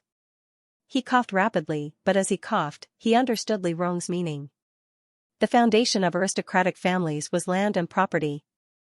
Over the years, land and property had always been inherited by the eldest son. Except for Su Ronghua, who gave up the right to inherit, the eldest son would generally inherit all the property, and the rest of the family would rely on the inheritor. This directly led to the long-term preservation of the aristocratic family's property, and each generation was stronger than the previous. However, if the illegitimate son divided the property equally and the property was divided according to the law, it would indirectly weaken the aristocratic family. The original 100 mu of land was not taxed. After the 4 brothers divided it equally, only 25 mu of land was not taxed. After a few generations, the aristocratic family's power could be fundamentally weakened from the property. Although the illegitimate son's status in the family was low, he was still human. After interacting for a long time, he would have feelings. Although his status was low, he would still have some power. Just like the Pei family, although Pei Liming was an illegitimate son, he still became the minister of justice with the help of the family. Once they were given a law to follow, the capable illegitimate sons would definitely think of ways to enforce it. In the past, when the aristocratic family was suppressed, the conflicts were mostly between the imperial family and the aristocratic family. However, this method placed the conflicts between the illegitimate sons and the illegitimate sons. Instead of overthrowing Li Rong and arguing with Li Rong, they would rather have internal strife with their illegitimate sons. However, regardless of whether they fought or not, it was still an internal matter of the aristocratic family. With this method, coupled with the imperial examination system and other methods, the aristocratic family would probably not have today's status for the next 3 generations. Pei Wenchuan understood and calmed down. He couldn't help but ask, "How did you think of this method?" "You used to tell me that after power is the human heart," Li Rong said. Seeing that Li Shi had finished drinking the milk, she lightly patted Li Shi's back and said in a low voice, "When Su Yongqing left, he told me that the aristocratic family's greatest weakness was the illegitimate sons. He came from an orthodox aristocratic family, so he naturally had his reasons for what he said. If you think about it from their point of view, you will understand." "I'm the one who told you this," Pei Wenchuan smiled. "I didn't think of it myself." "You are a good person and the eldest son of the illegitimate son." Li Rong looked up and smiled at him. "It's normal that you don't understand this. In the past, I also didn't understand others, ever since." Li Rong paused, and Pei Wenchuan understood. The life and death of her last life was her threshold. She stood up after collapsing, and that was her new life. Pei Wenchuan raised his hand to hold Li Rong and said in a low voice, "I understand." Li Rong lowered his head and smiled. "Ever since I argued with Chuaner, I can think from other people's point of view. If you think this is feasible, then it's decided." Pei Wenchuan naturally had no objections. Thus, the next day, in order to celebrate Li Shi's birth, Li Rong issued a decree of peace and grace. When the decree of peace and grace was issued, people with discerning eyes could see the intention of this decree. In the imperial court, everyone argued fiercely. Pei Wenchuan was the one who promoted this decree, and often appeared in person to argue with the other ministers. Li Rong took the child to the imperial court and sat behind the curtain to listen to their arguments. Sometimes, when they argued loudly, it would scare Li Shi, and Li Shi would cry. When Pei Wenchuan heard the child cry, he didn't care about arguing with them. He turned around and went directly behind the curtain to help Li Rong carry the child. The child was also strange. Li Rong couldn't coax him, so when Pei Wenchuan carried him, he stopped crying. Pei Wenchuan had no choice but to carry the child out. While patting Li Shi's back, he continued to argue with the minister. "What you said just now is simply ridiculous. This is a blessing for the aristocratic families. The aristocratic families should be grateful. If you don't believe me, you can let everyone express their opinions and see if the aristocratic families are willing or not." Although Pei Wenchuan's words were harsh, his tone was a lot softer, as if he was afraid of scaring Li Shi. When the minister heard his soft voice, he couldn't argue for a while. After a few rounds, no one wanted to argue in the imperial court. After all, everyone knew that the decree of peace and grace was an open conspiracy. Li Rong had grasped the weakness of the aristocratic families, and they couldn't resist. In the past, the decree that suppressed the aristocratic families was implemented by the people of the poor and aristocratic families. But now, the aristocratic families were arguing about this decree. From the central government to the local government, the direct descendants and concubines showed their abilities. In less than 5 years after the decree of peace and grace was issued, large and small clans scattered all over the country, and the national treasury was full. After this, Li Rong gradually restricted the election system, promoted the poor, and promoted the imperial examination system. The south dealt with the flood, and the north resisted foreign enemies. Step by step, he removed the poison from Dexia's body and treated his injuries. In these years, Li Chuan often disguised himself as a commoner and traveled around. In the 3rd year of Desu, Li Chuan said that he wanted to go to the north. When Li Rong heard this, he had a big argument with him. Pei Wenxuan was still working in the palace, and when he heard the two quarrel, he hurried back to mediate. Even through the palace gates, he could hear the siblings scolding each other. Li Rong scolded Li Chuan for seeking death. If something happened outside, don't say your name. If the emperor of a country was kidnapped, she couldn't afford to lose face, and she didn't want to spend money to ransom him. Li Chuan packed his luggage and muttered, "I didn't ask you to ransom me. If someone kidnaps me, just say that you don't know me and kill the hostage." These words made Li Rong's blood boil. Pei Wenxuan hurriedly supported Li Rong and scolded Li Chuan for her, "Your Majesty, your words are too willful. How can His Highness leave you alone? When you were kidnapped, remember that the other party said that your brother-in-law is a wealthy merchant and can ransom you with 100 taels of gold? Brother-in-law is the best." Hearing this, Li Chuan immediately became happy. He stuck his head out of the door and said with a smile, "I brought you a gift." "Pei Wenxuan." Li Rong roared. Pei Wenxuan hurriedly said, "If they ask for too much money, don't write back. Let them kill the hostage." Li Chuan, with Pei Wenxuan's teasing, the atmosphere between the siblings eased a lot. However, Li Rong still kept a straight face. "You are in Dexia. You can go anywhere, but you can't go out." "Sister," Li Chuan smiled bitterly, "you said that I can choose my life. But you are choosing to die now." "Sister," Li Chuan smiled, "I just want to do what I want to do. I want to go to the north and find out what is there, where is the Rong tribe in the north, and if there is anything good in the north. I have lived in Huajing for more than 20 years. I want to go out and see. What if I die?" Li Chuan's voice was calm, "Then I won't live in vain." Li Rong was speechless. She stared at Li Chuan. Pei Wenxuan held Li Rong's hand and comforted her softly, "Your Highness, His Majesty will be fine. He is not a child anymore. Get out." Li Rong wiped her tears and turned to leave. That night, Li Chuan left the palace. Half a year later, Li Rong received news from Sun Chuan from the northwest that she had escorted Li Chuan out of Dexia and went to the north. After that, there was no more news about the two of them.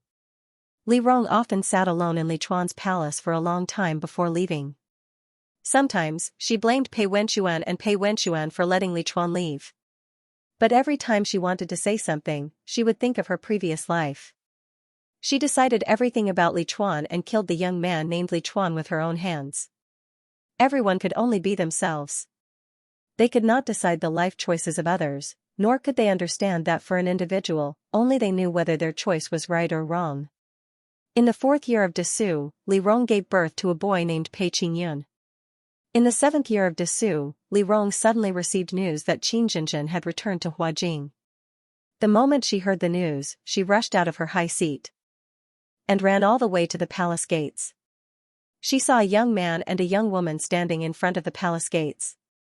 The young man looked to be in his mid-20s. He had some stubble on his face and looked travel-worn, but his smile was unrestrained. The girl beside him was dressed in black and carried a sword. She was like a silent guardian, standing quietly beside him. Li Rong did not dare to go forward. After a long time, she heard the young man speak. He called out gently, "Sister." In 4 years, Li Chuan drew a map of the entire northern territory. He found out the locations of the northern tribes and their relationships. He also brought back new seeds and spices from the north. In addition, he also brought back a child named Li Sun. He and Xianxia did not stay in Huajing for long. After leaving behind a map of the northern territory, the two of them left with Li Sun. Before they left, Li Rong and Li Chuan talked for an entire night, hoping to persuade Li Sun to stay. Li Chuan only smiled and said, "Sister, I don't want to stay in Huajing because I'm afraid that we will fight. If I leave Sun Er in Huajing, won't you and Sun Er fight? Li Rong paused for a moment. Li Chuan sighed and said, moreover, I'm not suitable for this place, and neither is Sun Er. Forget it. Not long after receiving the map of the Northern Territory, Shanghai Su retired and returned to his hometown. Pei Wenxuan became the left prime minister, and Xianxia was promoted to the right prime minister. As the first female prime minister of Xia, Xianxia submitted a petition to the north on the first day she took office. At this time, Xia had been recuperating for many years and had a strong military. When Xianxia proposed it, no one in the imperial court objected. Li Rong decided to lead Xianxia to the north. On the night she made the decision, Pei Wenxuan paced in front of her door for a long time. Li Rong saw someone pacing in front of her door. She opened the door with a bang. Pei Wenxuan was shocked. Li Rong stared at him and said, if you have something to say, say it. I just thought. Pei Wenxuan's expression was a little forced. She and Qing Yun are still young. They rely on their mother. Why don't I go on the north expedition for you? Li Rong didn't say anything. She quietly watched the two little fellows stumble in. Li Shi ran in front and shouted for Pei Wenxuan, Daddy, Daddy, come and play with us. As she spoke, the two children ran in front of Pei Wenxuan. They each held one of Pei Wenxuan's legs and looked up at him. Pei Wenxuan had a bitter expression and said with difficulty, they rely on you more, really. Li Rong lowered her head and smiled. She reached out and hugged Pei Wenxuan. Don't worry, I won't go to the battlefield.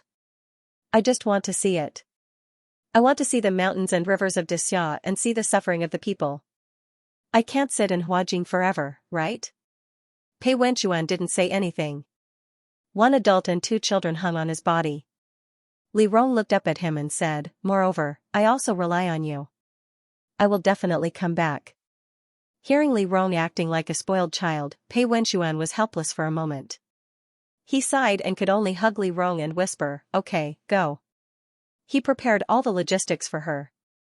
Li Rong and Xianxia headed north. With Li Rong personally coming, the morale was greatly boosted. Li Rong and Xianxia took charge of the front lines. Qin Lin and Qin Zhenjin led the troops deep into the north. They were determined to take down the imperial court of the northern region and completely conquer the north. The news of the northern expedition spread all over Xia. Su Ronghua was sitting at home. When he heard that the right Prime Minister Xianxia had personally come to the north to supervise the battle, he sat in his room for a long time. He stood up and grabbed his coat. He quickly ordered the people around him, prepare all the food in the warehouse. I will bring it to the northwest. The northern expedition lasted for 2 whole years. In the first half of the year, after conquering the imperial court, Li Rong and Xianxia returned in advance. Not long after returning, Su Ronghua proposed marriage to the Shangguan clan. Although the Su clan was no longer as glorious as before, the wedding was still sensational. On the night of the wedding, Xianxia raised her head and looked at the young man in front of her. After so many years, I thought you wouldn't come back. I didn't want to come back. Su Ronghua smiled. But when I saw Miss Shangguan waiting for me, I didn't dare to care about Miss Shangguan's feelings. Nonsense. Xianxia sneered. I'm busy with official business and have no time for romance. Tell me, you didn't come before. Now that you're here, are you interested in my status as the Prime Minister? Hearing this, Su Ronghua couldn't help but laugh. He leaned against the bed and nodded.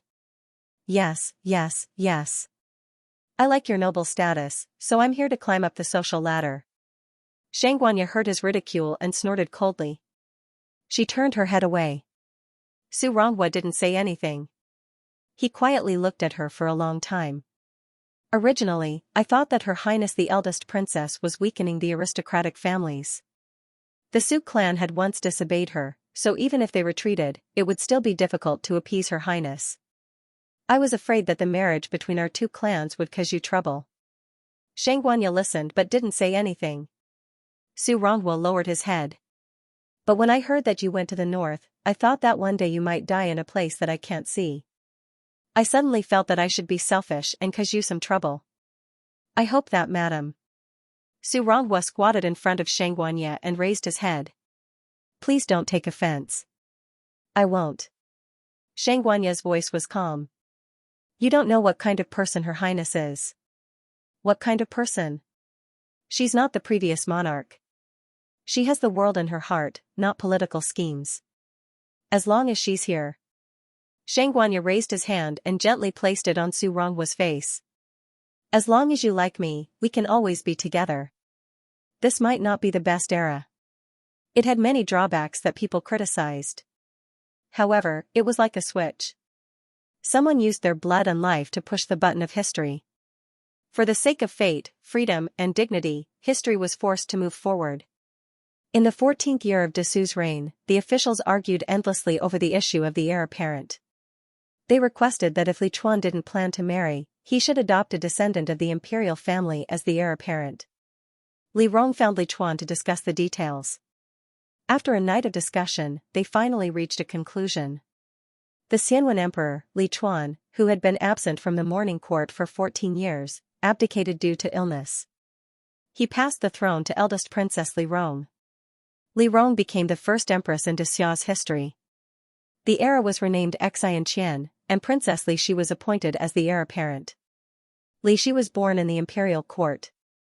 Although she was only 14 years old, she had followed Li Rong in the imperial court for many years. The officials weren't surprised by this result. However, they still advised Li Rong in private, Your Highness ascending the throne is what everyone wants. However, I'm afraid it's not appropriate for Her Highness to be the heir apparent. When Li Rong heard this, she lowered her head and didn't say anything. After 2 months, Li Rong heard that the officials who didn't allow Li Shi to be the heir apparent all changed their minds. As for how they changed their minds, she didn't ask Li Shi.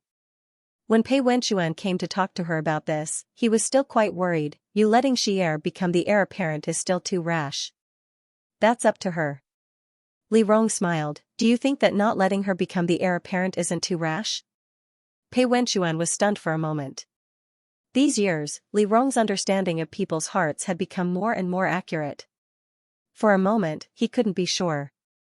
After the matter of Li Shi being the heir apparent was decided, Li Rong held a coronation hall for her. On the day of the coronation ceremony, Li Rong received a gift from afar. The gift was sent by Su Ronghua. There was no name of the sender, so she didn't know what it was. Li Rong opened the box and saw a book and a map inside. This was a map of the entire southern waters, as well as notes on the river management plan. There was also a proposal for controlling the southern floods and a construction plan. The content was extremely detailed. Someone must have spent most of their life writing it. Li Rong looked at the familiar handwriting on the map. After a long time, she chuckled and closed the map. That night, Li Rong and Pei Wenchuan lay in bed. Li Rong asked softly, "Why did you let him go?" "First, I felt that it was a pity. Second." Pei Wenchuan put his hand under his head and chuckled. "If he had died then, wouldn't you have remembered him for the rest of your life?" "I'm very narrow-minded." Pei Wenchuan turned to look at her. "I didn't want to leave any space for him." Li Rong heard his words and laughed. "I know what you're thinking. Were you the one who instigated the censorate to act against me today?" Pei Wenchuan heard this and stiffened. He quickly turned his back to her. "It's late. Don't think too much. Go to sleep. I say, Pei Wenchuan." Li Rong saw his attitude and suddenly reacted. "Are you not cherishing me now that you have me?" "Your Majesty." Pei Wenchuan quickly turned and reminded her, "There's still morning court tomorrow." "I'm very sleepy." "Go to sleep." "No." Li Rong felt that she had encountered a big problem. "Tell me clearly. Were you the one who instigated the censorate to act against me today? Why did you go against me?" "Pei Wenchuan, do you not want to live anymore?" "Great aunt." Pei Wenchuan heard Li Rong's impulsive question and was about to cry. "The censorate has nothing to do with me. Please go to sleep." The two of them quarreled in the night. Li Shi and Pei Wenchuan, who originally ran over to find Li Rong, stood at the door. After a while, Li Shi decisively turned around with her brother. "Come another day. They're already asleep." Pei Qingyan heard Li Shi's words and frowned. "Sister, I heard them quarreling inside. Will they divorce?" "They won't." Li Shi was very calm. they're cultivating their relationship. Li Shi knew her parents very well. They often quarreled like this and hugged each other after quarreling. She was used to it. Pei Qingyun was still worried. The next day, after Li Rong left court, he went to find the two of them again. But as soon as he went over, a book flew out of the room. Li Rong was cursing inside, "Get out! Get out! You didn't give me face today. That's too much. If you want to say something, just say it." Pei Wenxuan covered his face and retreated. "Why do you want to hit me? Won't it be bad if other people see? Get out." Li Rong slammed the door. "We agreed that we'll divorce when we're both in power. I'll write a divorce agreement as you wish." Pei Wenxuan was about to retort when he suddenly realized that there was someone beside him. He turned his head and saw Pei Qingyun staring at him blankly. Pei Wenxuan was a little embarrassed. He straightened his body and coughed lightly. "Qingyun, you..." Before he could finish speaking, Pei Qingyun turned around and ran away. Pei Wenxuan froze. He looked at Li Rong's door and wanted to say something, but he felt that he couldn't say it. He felt sullen and embarrassed. He endured for a long time. Then, he turned around and went to his study. From his study, he could see Li Rong's side window. He saw Li Rong writing furiously inside. Pei Qingyun ran all the way to Li Shi's room and hurriedly pulled Li Shi. "Sister, it's not good. Go and take a look. Father and mother are going to divorce. They don't want us anymore." Li Shi was very calm, but she was still dragged out by Pei Qingyun. As she walked, she said carelessly, "Calm down. Walk slowly. Don't panic." The two children rushed to the imperial study. Pei Wenxuan was in the room. He couldn't sit still and finally stood up. He went to Li Rong's door and knocked. Li Rong didn't say anything, so Pei Wenxuan knocked again. Li Rong was annoyed by his noise and opened the door. "Is there anything else?" "Well," Pei Wenxuan coughed softly and turned his head away. He said stiffly, "Well, I was thinking that since the child is already so big, let's not write a divorce document and just make do with it." As he said that, Pei Wenxuan forced a smile. "Otherwise, the children will be sad." "You're right." Li Rong's face was stiff. "For the sake of the children, let's just make do." Pei Wenxuan couldn't help but laugh when he heard Li Rong say one thing and mean another. He always felt that the girl in front of him, no matter how old she was like a child. He looked down at her and couldn't help but pull her into his arms. "Then can I sleep on the bed tonight?" Li Rong turned his head and ignored him. Pei Wenxuan couldn't help but lower his head and kiss her. Just as he was about to say something, he heard Pei Qingyun shout, "Ah!" Pei Wenxuan was so scared that he let go. The two of them quickly separated and pretended to be calm. Then, they turned to look at the two children standing at the door. Li Shi bowed respectfully. "This son and Qingyun wandered here and disturbed father and mother, please forgive us. This son will take Qingyun and leave first." As he said that, Li Shi pulled the stunned Pei Qingyun and left.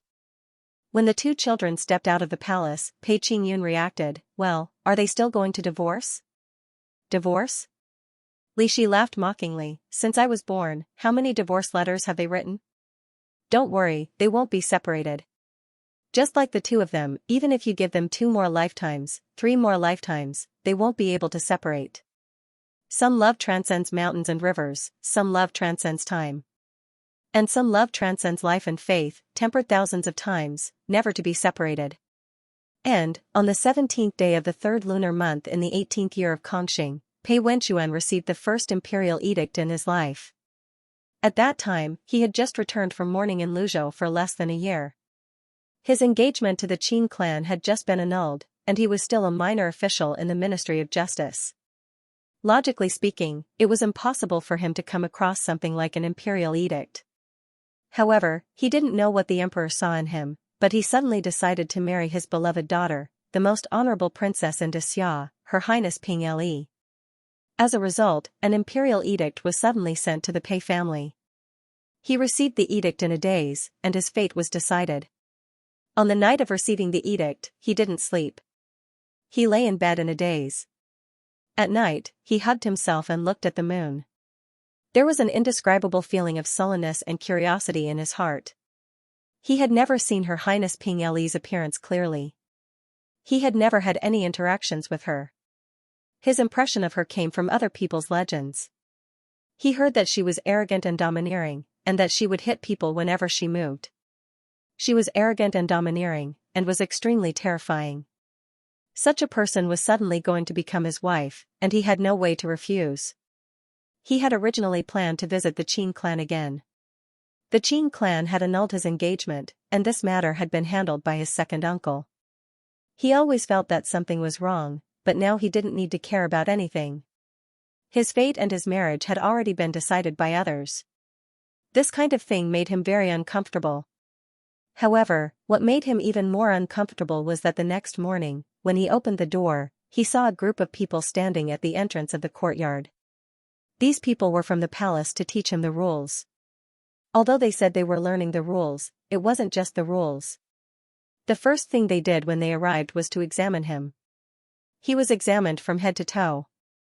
After confirming that there were no problems, he put on his clothes and walked out of the room amidst the chuckles of the servants. Afterwards, he began to learn the rules of the emperor's son-in-law. There were detailed rules, from greeting the princess to sleeping with the princess. Such complicated etiquette made him feel disgusted even before he met Li Rong. He thought to himself that a princess who grew up doted on by so many people must have a bad temper. But no matter how bad it was, she was still a princess, someone who had married him. He could only follow the rules. On the day of the wedding, this disgust added a bit of uneasiness. His father did not have any other children. According to the rules of etiquette, his brothers should have come to the palace to escort the bride. However, he did not have any brothers he could trust. For such an important matter, he could only do it himself. For this reason, he wrote a piece of literary talent called Phoenix Poetry in an attempt to cover up his embarrassment. But for some reason, when he stood at the palace gates to welcome Li Rong, he felt an inexplicable sense of fear. He began to worry if Li Rong would be angry and hit him because he had come to pick up the bride, which was against the rules. Li Rong had hit him once. Would he hit and scold him often in the future? He could endure everything else, but if Li Rong hit and scolded him, how could he endure it? He imagined how terrifyingly Rong was and felt uneasy. He waited in a daze until he heard the palace gates slowly open. Then, he saw the carriage slowly coming in. A woman wearing a wedding dress and holding a golden round fan in her hand slowly appeared from the palace gates, kneeling behind the curtain in front of his face. She was not as fierce as the legends said, nor was she as ugly as he imagined. The woman sitting behind the curtain even showed a kind of beauty that surpassed ordinary people. Even if only a pair of eyes were exposed, Pei Wenchuan was a bit stunned. Fortunately, he quickly gathered his thoughts and pretended to be calm in front of everyone. He opened the long scroll and recited the Phoenix Poetry for Li Rong. His literary talent was extraordinary. After he finished reciting, there was applause all around. He did not know why, but he could not help but raise his head to look at the carriage. So he just happened to see that the girl was also secretly looking at him. A pair of curious eyes fell on his face. The two looked at each other for a moment, then pretended to be calm and moved away. Only Pei Wenchuan knew that although he looked calm, his heart was strangely beating a bit fast. Phoenix Poetry was a great success. It could be considered a good start for this wedding. He mounted the horse and led Li Rong to the princess's residence. When they arrived at the princess's residence, he and Li Rong bowed to heaven and earth. He secretly raised his head to look at the girl's face. The girl's fan was very good. Finally, when she bent down, he could see a bit of her face. However, it was at that moment that he was pricked by the princess's hair crown, causing his scalp to hurt. But he could not shout, so he could only endure and complete the bow with Li Rong. Li Rong seemed to have noticed that he was pricked by the hair crown. He pursed his lips and suppressed a smile. His eyes were full of smiles, and he was extraordinarily beautiful. He was already like this before the fan was removed. When the fan was removed, the girl sat by the bed and looked up at him half shyly and half curiously. He could not speak at all. For a moment, he did not remember how annoyed he was before he saw Li Rong. He drank the wine with Li Rong, dismissed the servants, and left the two of them alone in the room. After that, he did not dare to do anything else. The two of them sat at the head of the bed. Li Rong was too embarrassed to speak, and Pei Wenxuan also did not dare to speak. After sitting for a long time, Li Rong said in a low voice, "Lang Jun, are you still not going to rest?" Hearing this, Pei Wenxuan's heart jumped to his throat. He naturally knew what rest was. He stood up and respectfully said, "According to the rules, please allow this humble official to remove Her Highness' hair." Li Rong nodded with a red face. Pei Wenxuan knelt behind Li Rong and removed her hair crown. As he did this, his hands could not help but tremble.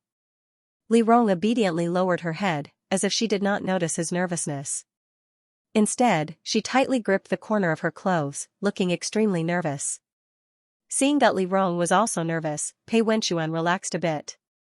He remembered that Li Rong was only 18 this year, and he was 2 years older than her. He thought of her as an older brother and should take good care of her. With this thought in mind, he calmed down. After removing Li Rong's hair, he fetched water and removed Li Rong's makeup. After finishing all of this, he looked at the girl sitting by the bed. After a long time, he knelt on the ground and respectfully said in a hoarse voice, "Please allow this humble official to remove Her Highness' clothes." Li Rong did not dare to look at him. She turned her head and looked at the window. In a low voice, she said, "Yes." This time, no matter how he comforted himself, he could not stop his hands from trembling. He took off her clothes one by one, then took off his own clothes and put down the bed curtain. After a long time, Li Rong gently pulled him and asked in a low voice, "Lang Jun, are you still not going to rest?" Pei Wenxuan's heart tightened. He felt the towels under their bodies and knew that many people would be waiting for this result tomorrow. He felt an indescribable pain in his heart, but when he turned around and saw Li Rong's eyes, he suddenly felt that the pain disappeared without a trace. He looked at Li Rong for a long time, then seriously asked, "Is Her Highness willing?" When Li Rong heard this, she seemed to be a bit shy. "If it's Lang Jun," her voice was very soft, "of course I'm willing." "I wonder," Li Rong raised her eyes and looked a little nervous, "Lang Jun, do you have other concerns?" Her eyes were very bright, with the charm and gentleness of a young girl. They were like the clear sky after the rain, softening one's heart. Pei Wenxuan stared at her. At that moment, he suddenly had the impulse to accept his fate. Li Rong was also a person who was given a marriage, so he was also a victim. Since he could not disobey the imperial order, he did not need to disappoint this girl. It would be good for them to spend the rest of their lives together. His heart seemed to be bewitched, and he could not help but move closer. Inexperienced kisses, and then touches. When they were doing it, he was very nervous, afraid that he would hurt her. The girl wrapped her arms around his neck, bit her lip, and slightly shook her head. He felt his heart tighten. The two of them tossed around for a whole night. In the beginning, they were torturing each other, but later on, things became more interesting. However, it was Li Rong's first time, so he did not dare to go too far. When he saw blood staining the white towel, he gritted his teeth and asked her if she wanted more. Li Rong opened her blurry eyes and looked up at him. His throat tightened. Li Rong looked at him and only asked, "Do you feel uncomfortable?" "I don't feel uncomfortable." He lied against his will, "It all depends on Your Highness." Li Rong did not speak. She looked at him. After a long time, she reached out and hugged him. She only whispered, "I'm fine. Lang Jun, please." With this sentence, Pei Wenxuan suddenly felt that all the defenses in his heart had collapsed. He did not continue. He only lowered his head and kissed her. Gently, he said, "I'm afraid that Your Highness will be in pain. Your Highness, please rest well." The two of them were considerate of each other. The next day, Pei Wenxuan woke up first. When he woke up, Li Rong also woke up. Pei Wenxuan followed the rules and knelt beside the bed. He gave a big bow, "Good morning, Your Highness. May you live 1,000 years and 10,000 blessings." Li Rong was a little confused. She stared at Pei Wenxuan for a while before she reacted. Then, she smiled and said, "No one is watching. Why are you doing this? This is the rule. You and I are husband and wife." Li Rong lay on the bed and looked at him with her arms as a pillow. "We are not emperor and minister. Why do we need so many rules? Lang Jun, please get up." Pei Wenxuan hesitated for a moment. Li Rong said softly, Lang Jun, are you not willing? That's not the case. Pei Wenchuan made a decision. If she wanted to be husband and wife with him, then they would be husband and wife. Thus, he got up and helped her get up. Li Rong was not as arrogant as he thought. She was very gentle and considerate. She had a little girl's delicateness, but also a little more intelligence that ordinary people rarely had. They went out to play together and had fun in the bedroom. She was elegant at home, but she was a little crazy in her bones. One night, she told him that she had been in the palace for so many years, but she had never gone to the Lantern Festival. When he heard this, he felt a little distressed. On the Chinese Valentine's Day, he took her out of the palace. She ran and jumped on the streets like a nimble bird. She even changed into the clothes of a Persian dancer and blended in with the crowd. People could not take their eyes off her. She moved, but she also moved. She liked his calligraphy and secretly took his calligraphy. He walked behind her and looked at her for a long time, but she still couldn't form it. He couldn't help but raise his hand and hold her hand. He whispered, I'll teach you. Li Rong's hand paused. Her ears turned red. She lowered her head and said softly. Yes. That small sound was enough to grab his heart. It was sweet and itchy. He did not think much of anything else. He only felt that this girl was very cute. At that time, the Shangguan clan was at its peak. He became Li Rong's son-in-law. The Shangguan clan was not happy. After all, he came from a poor family and his status was low. However, since he was already married, the Shangguan clan could not bear to let Li Rong be the wife of a 9th-rank official. Therefore, thanks to the care of the Shangguan clan, he jumped from 9th rank to 6th rank and entered the imperial censorate. But he was not stupid. He clearly knew that the Shangguan clan wanted him to enter the imperial censorate. Once he accepted this olive branch, it meant that he had joined the struggle for the throne in the imperial court. In fact, he understood that Li Ming's heart belonged to Li Qing. Li Chuan's family was huge. Sooner or later, they would be defeated. Therefore, after he was called by Shangguan Su, he stayed in the study room and did not sleep. He thought for most of the night. When he returned to his room, he saw Li Rong. He felt that he had been thinking in vain. After all, he was Li Rong's husband. Li Rong could not abandon Li Chuan. Therefore, he could not abandon Li Chuan. Therefore, the next day, he agreed to Shangguan Su's request and entered the imperial censorate. Since he had joined the struggle in the imperial court, he could not relax. Since he entered the imperial censorate, he worked very hard. He made friends with all the influential officials and his work always exceeded his expectations. For this reason, he left early and returned late. Li Rong did not complain at all. Once, he drank too much. He was afraid that he would wake Li Rong up, so he slept on his small bed. In the middle of the night, he kept retching and finally vomited blood. When he woke up, he felt that someone had lit the lamp. He turned around and saw Li Rong standing in front of him aggressively. He shouted, "Go back." That night, he found out that Li Rong also had a temper. His temper was quite bad. He apologized in a low voice. Li Rong seemed to be a little sad. When she was fetching water for him, Pei Wenchuan whispered, "I was wrong. I won't drink so much in the future. Don't be angry with me." "I'm not angry with you." Li Rong's voice was hoarse. "I'm angry with myself. I'm angry at myself for being incapable." However, he knew that she was not incapable. She was very capable. At that time, they were newlyweds. Although their relationship was not the best, they still moved forward hand in hand. At the beginning of August, when Li Chuan's marriage was announced, he heard Qin Jinjin's name again. At that time, Li Rong chatted with him about the candidates chosen by the Empress in Shangguanyu. This time, Imperial Mother chose 5 girls. 2 of them are from humble families. Although they are from humble families, they have military power in their hands. They can be of help to Chuaner. Humble families, military power. When Pei Wenchuan heard this, he felt a little uneasy. He couldn't help but ask, "Who?" "You might know one of them. She's the daughter of your father's old friend. Her name is Qin Jinjin." Li Rong said carelessly, her status is a little low. Imperial mother wants her to be a concubine. A few days ago, she came to the palace to see her. I heard that she's good, but she's a little too straightforward. Pei Wenchuan didn't listen. He knew that Qin Jinjin's temper was not just straightforward. He was a little flustered. He only asked, where's her brother? He's still at the border. Her family makes the decision. Li Rong thought that he was just concerned about an old friend. He said casually, this matter has been decided. It will be announced soon. I hope that Chuaner's marriage will go smoothly. Pei Wenchuan didn't say anything. He was in a daze.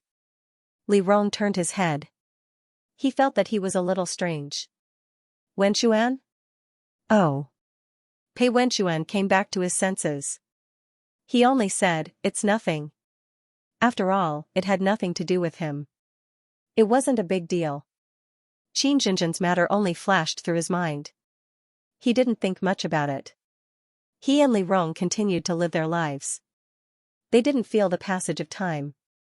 He only heard that Li Chuan was married. Occasionally, he heard that Li Chuan's harem had some conflicts. He didn't take it to heart. Until one day, when he came out of Li Chuan's residence, he was stopped by Qin Jinjin's servants. Young master, please save young Mississippi. When Pei Wenchuan heard the call for help, he hurried to see Qin Jinjin. She caught a cold and had a high fever. She was already in a daze. She fell into the water to save someone and was accused. After being punished, she fell sick. There was no medicine or doctor. Seeing his old friend like this, how could Pei Wenchuan be at ease? Since Qin Lin wasn't around, he naturally took care of her. He immediately thought of a way to get medicine for her and found a doctor. After doing all this, he felt that something was wrong.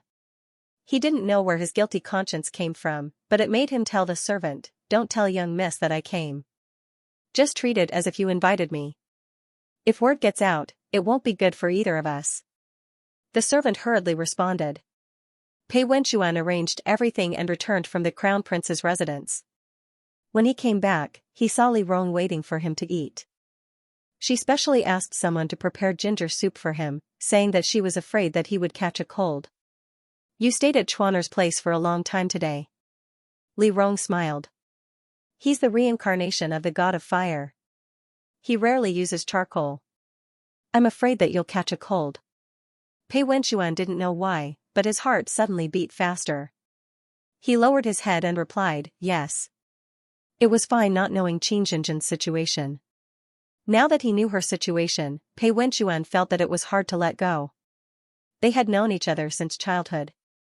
He knew Qin Jinjin's temper very well. He felt uneasy that Qin Jinjin had fallen to such a state. He had helped him once, so he gritted his teeth and helped him a second time. He deliberately led Li Chuan to Qin Jinjin and created a chance encounter between them. After a few times, Qin Jinjin finally caught Li Chuan's attention, and his life became better. During this time, Li Rong began to go around asking for a diagnosis. They had been together for nearly a year, but Li Rong's stomach still hadn't shown any signs of pregnancy. She couldn't help but feel worried. She didn't dare to tell Pei Wenchuan. Pei Wenchuan didn't care about these things, so he didn't notice anything strange about her. He just happened to find her drinking medicine and asked her about it. She answered, it's a beauty prescription. I heard that it can make one look better. Pei Wenchuan laughed and reminded her, don't eat these things carelessly. Let the imperial physician examine them. It won't be good if you get sick. Li Rong stuck out his tongue like a child. When Qin Jinjin's life became better, Pei Wenchuan was relieved. He thought that the future would depend on her luck, so he didn't have to worry about her anymore. Who would have thought that at the beginning of autumn, the palace held a banquet to celebrate the Empress Dowager's birthday? All the civil and military officials were invited. Li Rong attended the banquet with him. While he was still at the banquet, he received news that Qin Jinjin had been drugged and locked up in the side chamber. Who didn't know about these dirty tricks in the palace? When Pei Wenchuan heard this, he understood Qin Jinjin's situation. If he didn't save him, Qin Jinjin would be finished today. Save, Pei Wenchuan didn't know why, but he felt a little flustered. But things had already come to this point, so he had to save him. Therefore, he calculated the time and used the excuse of going to the toilet to leave the banquet. Then, he hurried to the side chamber to save Xianxia. Li Rong was drinking wine with others during the banquet when she realized that Pei Wenxuan had disappeared. She felt inexplicably uneasy. After a while, she couldn't help but ask Dong Yi, "Where's the prince consort?" Dong Yi was a little flustered. Li Rong saw this and Li Rong's face immediately turned cold. She led Dong Yi out of the main hall and whispered, "Where's the prince consort?" Dong Yi immediately knelt down and confessed everything. When Li Rong heard this, she took a deep breath and ran away. She ran all the way to the side chamber and pushed the door open. Then, she saw Pei Wenxuan standing by the bed. A man and a woman were lying on the bed. Pei Wenxuan heard the sound and turned around. When he saw who it was, he was shocked. "Rong, shut up." Li Rong didn't say much. She only said, "Get out." But, before Pei Wenxuan could finish speaking, they heard footsteps outside. Li Rong's expression changed and she immediately went to drag the man down. Pei Wenxuan didn't react. Li Rong shouted in a low voice, "What are you looking at? Come and drag him away. Beat him until he's bruised. Later, say that you came to find me and found this lecher sneaking around at the door, so you knocked him out. Do you understand?" After saying this, Li Rong stomped on the man's face. Then, she took the incense burner and sniffed it before collapsing on the bed. Just as she collapsed, the door was kicked open. It was one of the crown prince's concubines. Xianxia. She stood at the door with Li Chuan and Shang Guanyu. When everyone saw the scene in the room, they were all stunned. Li Chuan was the first to react. He hurriedly rushed in and helped Li Rong up. "Older sister? What's wrong, older sister?" When Pei Wenxuan heard this, he quickly reacted and said what Li Rong said. Shang Guanyu's expression instantly turned ugly. She had seen everything in the palace. She immediately understood that Xianxia had schemed against the Qin clan and implicated Li Rong. She raised her hand and slapped Xianxia's face. Then, she quickly ordered for the news to be sealed. She wouldn't let Li Rong's reputation be damaged. This farce came to an abrupt end when Li Rong woke up. Li Rong seemed to be tired. He excused himself from Shang Guanyu and left with Pei Wenxuan. On the way back, Pei Wenxuan felt very anxious. He was a little scared and a little jealous. Li Rong sat in the carriage without any expression on her face. She was completely different from the girl who usually joked with him. She sat in silence and had the innate nobility of a princess. After alighting from the carriage, he got off first to pick her up. However, she ignored him and walked straight to him. This feeling of being ignored made him feel a little jealous. He wanted to explain, but he couldn't. What could he explain? He was the one who wanted to save her. Li Rong was indeed implicated. What could he explain? He remembered clearly what happened that night. She asked him what his relationship with Xianxia was. He said that he couldn't let go of her. It wasn't that he liked her or didn't like her. He just couldn't let go. In fact, for so many years, if anyone had asked him what his relationship with Xianxia was, he would have said that they were childhood sweethearts and he liked her. However, at that time, he couldn't say it in front of Li Rong. However, Li Rong couldn't tolerate it. Therefore, his wife, his Li Rong, personally asked him for a divorce. He refused, and they went from being separated to being allies. At that time, he didn't really understand what an ally was. He didn't know himself. In the depths of his heart, Li Rong would always be his wife. He accepted her proposal. That night, they started to sleep in separate beds. He slept on the small couch, and Li Rong slept on the bed. That night, his heart ached. He wanted to ask for a reconciliation, but he didn't know what to ask for. He only remembered what Li Rong said, and it echoed in his heart over and over again. "Actually, you and I didn't have a choice in this arranged marriage. We both did it for power. In fact, there was no love between a man and a woman. You have someone in your heart, and so do I." She had someone in her heart. Who was it? She had someone in her heart. He shouldn't hold her back, and he shouldn't like her. Liking her meant that he had to obey the emperor's orders. He couldn't even protect his own heart. He liked her, but she didn't like him. In the end, he was afraid that she would be sad. If he liked her, what did his love for Xianxia count for? He said that he would like someone for a lifetime, and he said that he would take care of Xianxia. In less than a year, he fell in love with someone else. What did he count for? His mind was muddled, and his heart was flustered. When he woke up the next day, he saw Li Rong sitting in front of the mirror, drawing her eyebrows as if nothing had happened. He said softly, "Let me draw for you." "No need." Li Rong looked up and smiled. "I don't like other men drawing my eyebrows for me." Other men? How could he be considered other men? This sentence made Pei Wenchuan's heart ache. He knew that Li Rong was angry, and his temper flared up. He turned around and left the room. From that day onwards, the two of them slept in separate beds.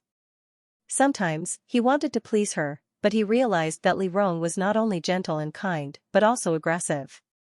His goodwill was either met with indifference or contempt. Sometimes, she would even look at the things he gave her and whisper, "Disgusting." Even though he was wrong, he was still human. After a few times, he also had a temper. At first, he gave her a cold shoulder and refused to talk to her. She acted like nothing had happened and did what she needed to do.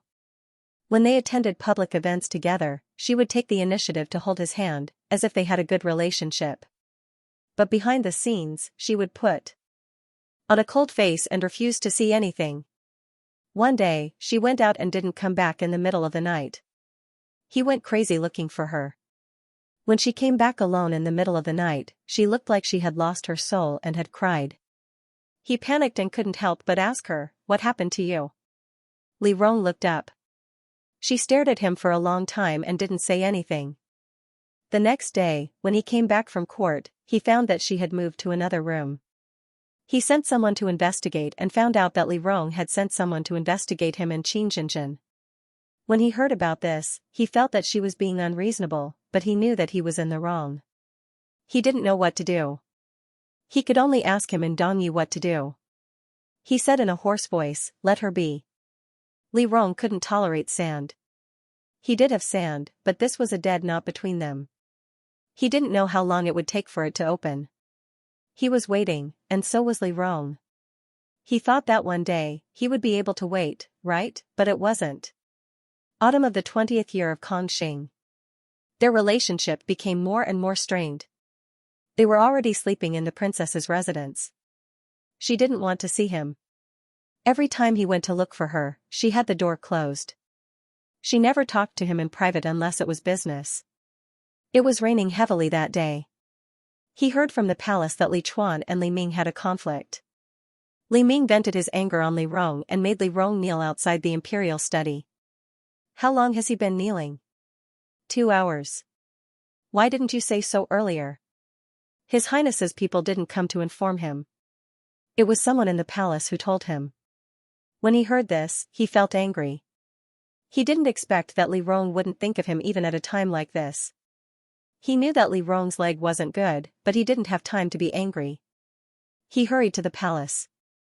When he arrived, he saw Li Rong kneeling on the ground with Su Yongqing holding an umbrella for her. The two of them stood in the rain. It was as beautiful as a painting, a match made in heaven. He suddenly felt a sharp pain in his heart. It was accompanied by a bit of fear. He suppressed his emotions and went in. He persuaded Li Ming with both the carrot and the stick. Finally, Li Ming let him go. When he went out, he saw Su Yongqing's cold eyes. "Why did you only come now?" Su Yongqing questioned. When Pei Wenchuan heard this, he lowered his head and helped Li Rong up. Then, he glanced at him coldly and said, "What's the matter, Gongqing?" Su Yongqing's eyes burst with anger. The sudden anger stunned Pei Wenchuan. However, before he could speak, he heard Li Rong weakly say, "Thank you, Lord Su, for today." "I couldn't help your highness." Su Yongqing's voice was hoarse. "Your highness doesn't need to thank me." "Lord Su can be here," Li Rong chuckled. Pei Wenchuan hadn't seen that smile for a long time. He felt jealous and uneasy, but he still had to maintain his composure and listen to Li Rong's thanks. "I'm already very grateful." The two of them exchanged some simple greetings and left. He couldn't say what was wrong, but Pei Wenchuan still felt choked in his heart. He felt that something had happened, but he didn't know what it was. He sent Li Rong home. When they reached the carriage, he finally exploded, "Why didn't you tell anyone to tell me that something happened to you? It's not a big deal. Why should I tell you everything about me?" Li Rong, Pei Wenxuan lost his head for a moment and couldn't help but ask her, "Do you still remember that I'm your husband?" When Li Rong heard this, she looked surprised. "Pei Wenxuan, did you lose your mind? What kind of husband do you think you are? If that's what you think, then I'll say it first. We should divorce." He didn't know what had happened to him. The moment he heard divorce, he suddenly lost the courage to argue. He turned his head and only said, "Up to you, but you still have to leave me some face. Don't casually provoke other people." Li Rong listened to him and felt that she was sick. She found a place and went to sleep. Pei Wenxuan knew that right now, she didn't want him to touch her. She felt annoyed just by being close to her. He could only sit to the side, throw his dry clothes to her and walk out. This Cold War lasted for a long time. They helped Li Chuan ascend the throne together and then stood on different sides. They quarreled in court and quarreled at home. He didn't quarrel with Li Rong. Li Rong was too lazy to pay attention to him. When he saw that Li Rong was ignoring him, he felt even more annoyed and would rather quarrel with her. In the 3rd year of Desu, Qin Jinjin died from poison. Li Rong slapped Li Chuan twice. That night, Li Rong rarely quarreled with him. They drank in the courtyard. This rare moment of peace made him feel indescribably moved. He couldn't help but ask her, "You seem to be in a good mood today?" "I'm not an unreasonable person," Li Rong smiled. "I know you're sad, so I'll let you have your way." Pei Wenxuan choked at these words. In reality, he wasn't that sad.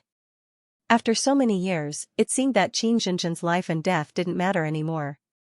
Everyone had their own fate. He couldn't care so much.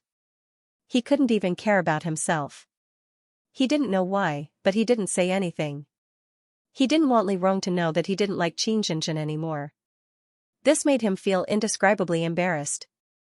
After all, Li Rong didn't like him either. Who did Li Rong like? He always had an answer in his heart, but he didn't dare to think about it. After all, that person was almost 30 years old this year. He had such a noble background, but he still hadn't married. He knew why. He was afraid of this answer. He would rather not know. During those years, he and Li Rong argued and relied on each other. Too many things happened during those years. Li Chuan and the Shangguan family fought. Shanghai Yu and Shanghai Su died one after another. Pei Wenxuan became Li Rong's only reliance. Although she almost didn't rely on him. It was only on the night of Shanghai Yu's death that Pei Wenxuan held her in his arms and didn't say a word.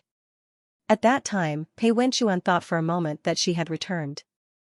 But later, he realized that some wounds wouldn't heal as long as there were wounds. In the 7th year of Desu's reign, the Su clan was overthrown. Li Rong scolded Li Chuan in court for the sake of the Su family. He even mentioned Shanghai Yu and said that he wanted to abolish Li Chuan. Li Chuan was furious and punished Li Rong in court. When Pei Wenxuan heard this, he hurried over. When he rushed over, he saw Li Rong lying on a stool, covered in blood. He had never seen Li Rong like this and panicked. But Li Rong grabbed his hand and said, "I want to protect the Su family." His hand was trembling. Li Rong looked up and stared at him. "I beg you." This was the first time she begged him. He couldn't refuse, and he didn't dare to refuse. He was afraid that if he didn't help, Li Rong would do something even more radical. Li Chuan was already apologetic for hitting Li Rong. He gave Li Chuan a way out, so Li Chuan followed. Although he could avoid the death penalty, he couldn't escape punishment. The entire Su clan was castrated. The men committed suicide in prison, and only Su Yongqing survived. Li Rong insisted on bringing Su Yongqing back to the residence. When he heard the news, he directly rode a horse from the palace to the princess residence. He opened the door and scolded, "I heard that you want to keep Su Yongqing in the residence? I don't agree. What does it have to do with me whether you agree or not? This is the princess residence, not the Pei residence. If you don't agree," Li Rong raised her hand and pointed at the door. "You can leave." Pei Wenxuan stared at Li Rong. Jingmei hurried over and said anxiously, "Your Highness, bad news.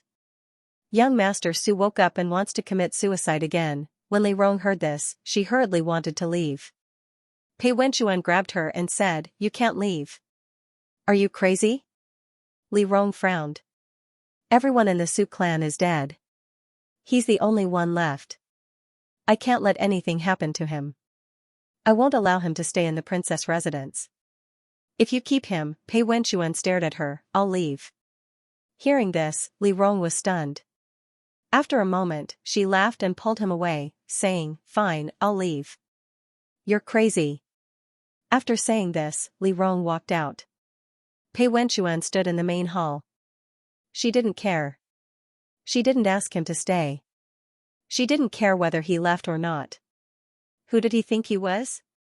She was right. He was crazy. Why would he stay in the princess residence and humiliate himself like this? He couldn't stand to stay with Su Yongqing for a moment longer. That night, he packed up and returned to the Pei residence. He thought that he would be able to let go and live a better life after returning to the Pei residence. But he didn't. He would wake up every night and think of Li Rong.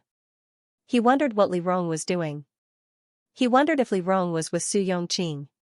He was especially glad that Su Yongqing was a eunuch. He couldn't do anything. This was the only thing he was thankful for. He tried to stay away from Li Rong. Li Rong didn't listen, didn't see, and didn't want to. He didn't know how much time had passed. It was the 10th year of Desu, and he was 34 years old. That year, the lanterns were hung on the Chinese Valentine's Day. It was very grand.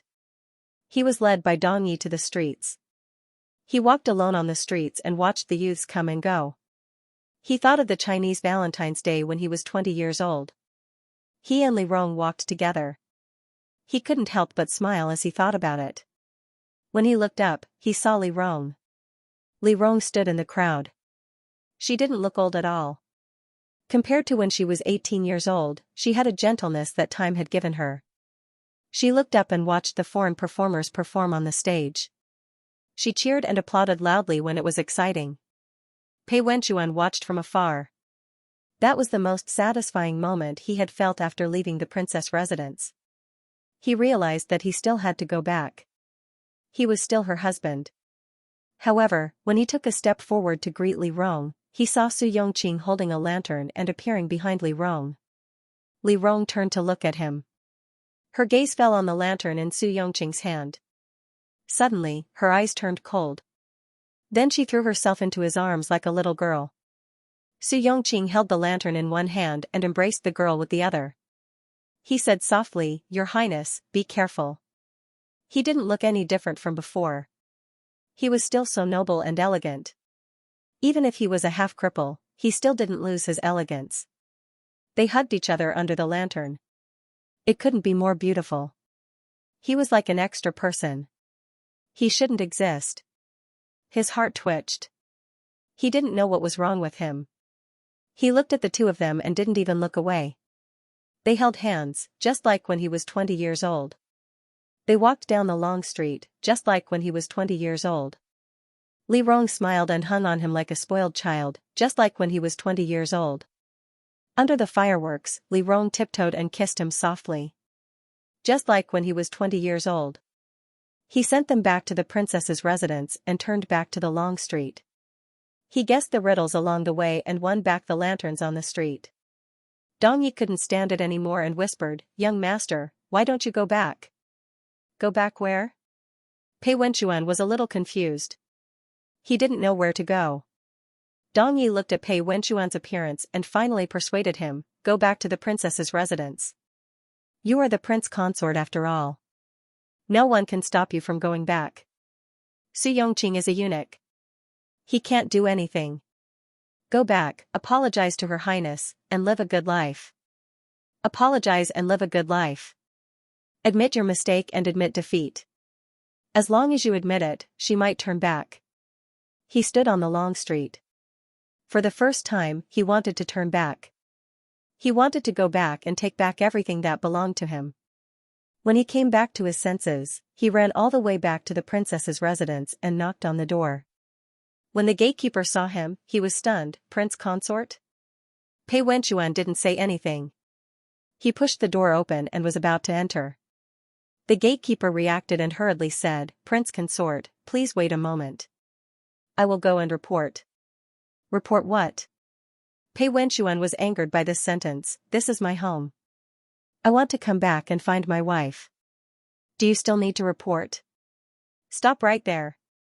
Pei Wenchuan shouted loudly. The guards rushed in and stopped the people from the princess's residence. Pei Wenchuan rushed all the way. He thought about it. He and Li Rong would apologize, he and Li Rong would admit defeat, he and Li Rong. However, all his fantasies stopped when he heard Li Rong's light breathing. He stopped in front of the door and listened to the voice inside.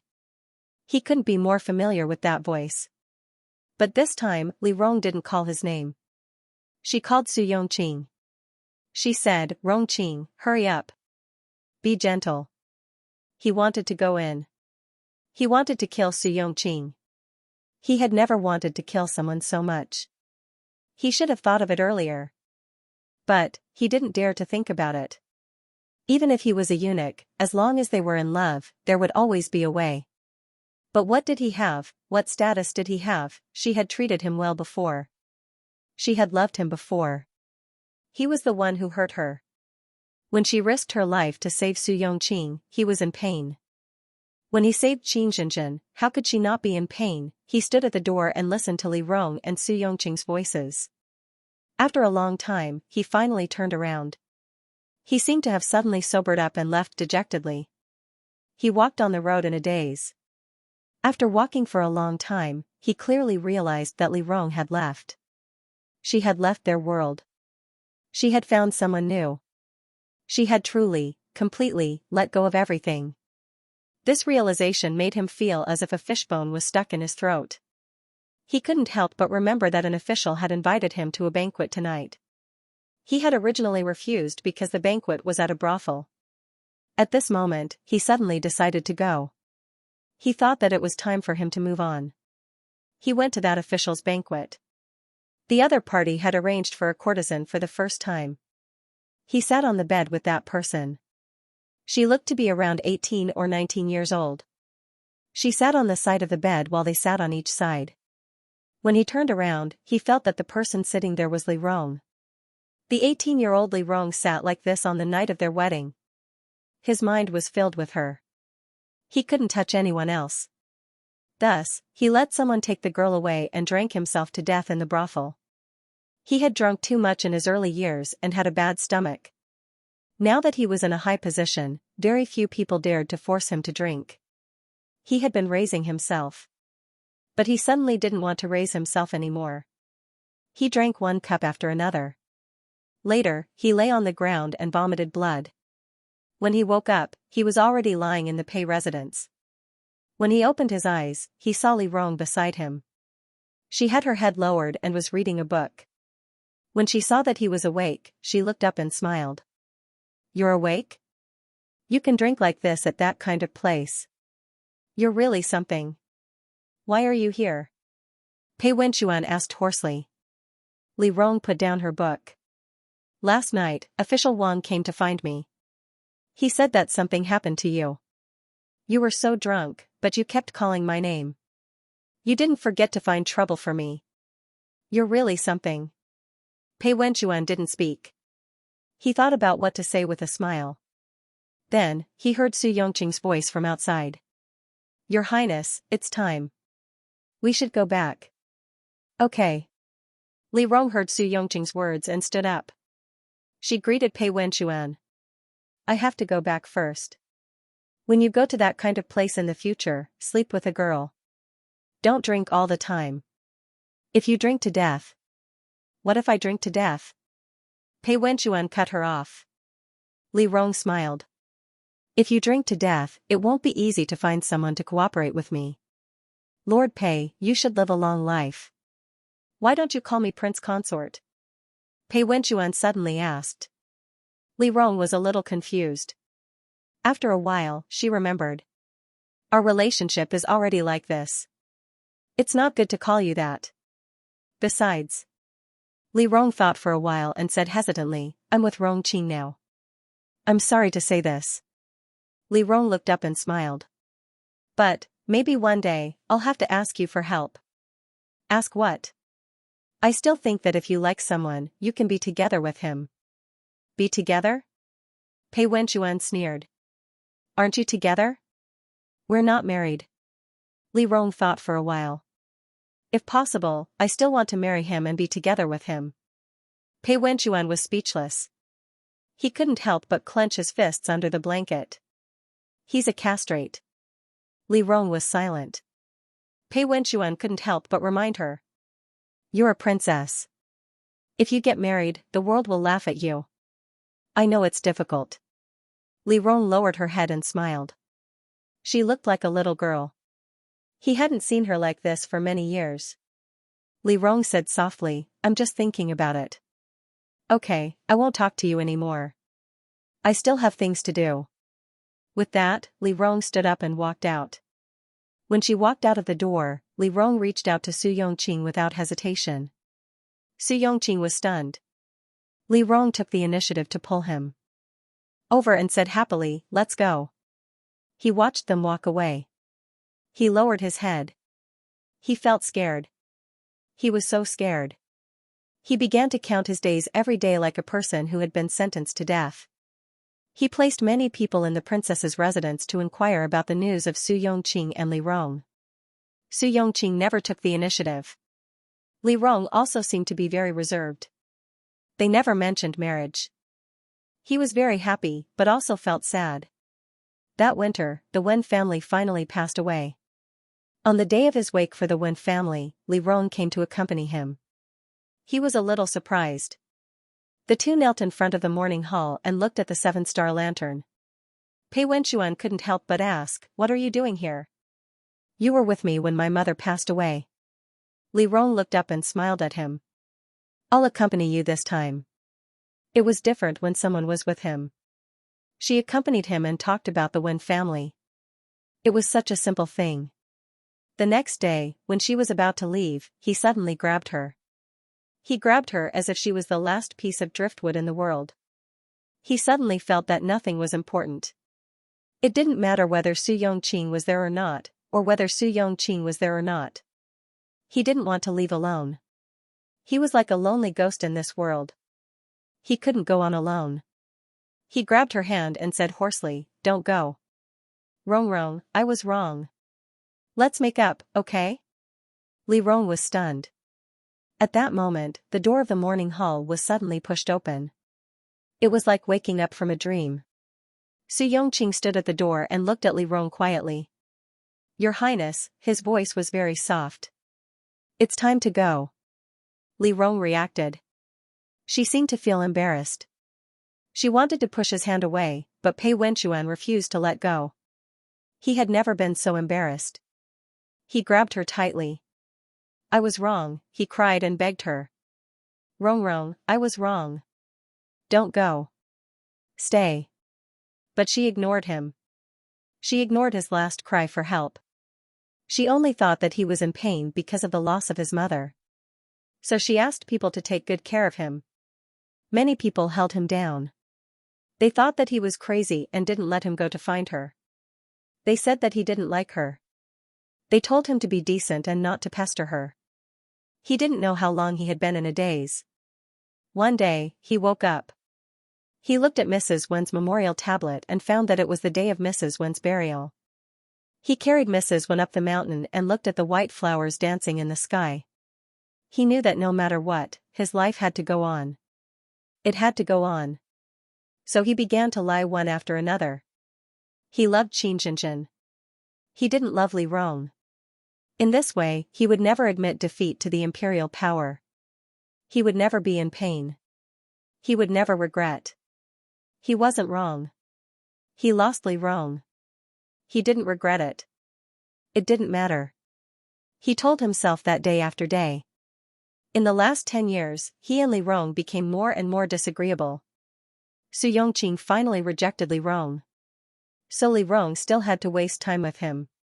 1 year, 10 years. A whole 30 years passed in the blink of an eye. Until the last moment, Li Rong died of poison. He died of a weapon. They went to the imperial power together and were reborn. They met again in the spring of the 18th year of Kongxing. This time, she didn't choose him. He held a palace banquet. And he denied it for more than 10 years. He denied it until he forgot his true feelings. But his true feelings were always there. No matter how many times he denied it, he still made trouble at the spring banquet. No one could get close to Li Rong. That was his wife. He lost his memory. When Pei Wenxuan opened his eyes early in the morning, he was very aware of this problem. At this time, the sky was not yet bright. There was a rustling sound outside. Pei Wenxuan opened his eyes and turned his head. He heard a woman instructing in a low voice, "Yesterday, the prince consort was hit on the head by a vase. Serve him well and let him rest well for the next few days. Don't worry about official business. What if the prince consort doesn't listen?" Someone was quite worried. The woman sneered and was full of pressure, "Then let him kneel and wait for this princess to come back. I want to see how he plans to die." After saying this, the woman left under the escort of the crowd. Pei Wenxuan thought for a moment and understood. He was the prince consort and was hit on the head by a vase yesterday. His wife should be a princess with a lot of power. As a woman, she had to attend morning court. It was not ordinary. Moreover, his wife seemed to look down on him and did not have the slightest respect for him. It was clear that she did not have any feelings for him. To be able to become the prince consort, his status must not be low. Now that he lost his memory in this kind of environment, it was definitely not a coincidence. There must be more disputes. He could not expose his shortcomings, so he had to stabilize the situation first. Pei Wenxuan thought as he looked around. After resting on the bed for a while, he slowly got up and called, "Come in." A young man pushed the door and came in. He respectfully said with a bit of joy, "Young master, you're awake? You called someone to serve you?" Pei Wenxuan pretended to be calm and nodded. In his heart, he had already analyzed, this person was probably someone he brought with him before coming to the princess's residence, so he called him young master. Compared to the overall situation, he was very trustworthy. But he still needed to observe a bit more. So he let the other party help him up and help him wash up. He did not speak, so the other party could not help but feel a bit strange. He forced a smile, "Young master, you're a bit quiet today? Are you all right?" "I'm fine." Pei Wenxuan took out a handkerchief and wiped his hands, softly saying, "Today, I'll recuperate at home. Find a storyteller. I'll rest. Young master is very elegant today. Dong Yi will go and find the best storyteller in the capital." So he was called Dong Yi. Pei Wenxuan secretly made a note of it. Seeing the other party leave hurriedly, he thought and said, "Let me go with you." Now that he found a completely unfamiliar place, it was safe. Pei Wenxuan got up and left. Tong Yi led the way to a quiet tea house. But Pei Wenxuan listened to the story indifferently. Dong Yi quietly glanced at him and said nervously, "Young master, this is all nonsense said by the people.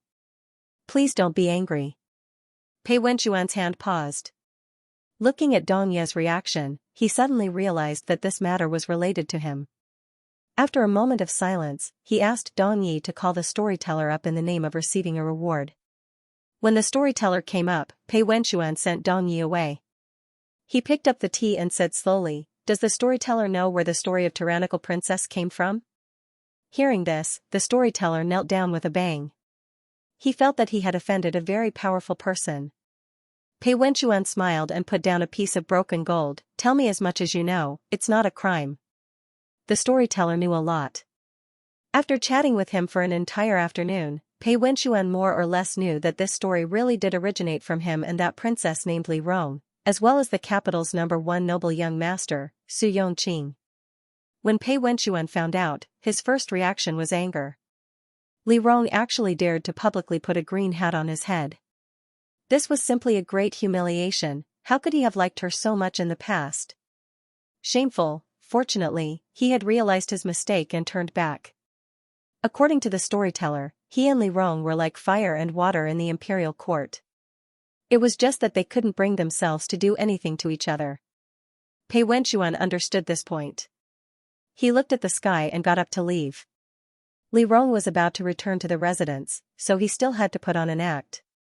Pei Wenxuan returned to the residence with a lot on his mind. As he walked, he tried to get information from Dong Yi. Dong Yi was simple-minded, so Pei Wenxuan quickly understood everything about the princess residence. After waiting for a while, Pei Wenxuan heard a commotion outside.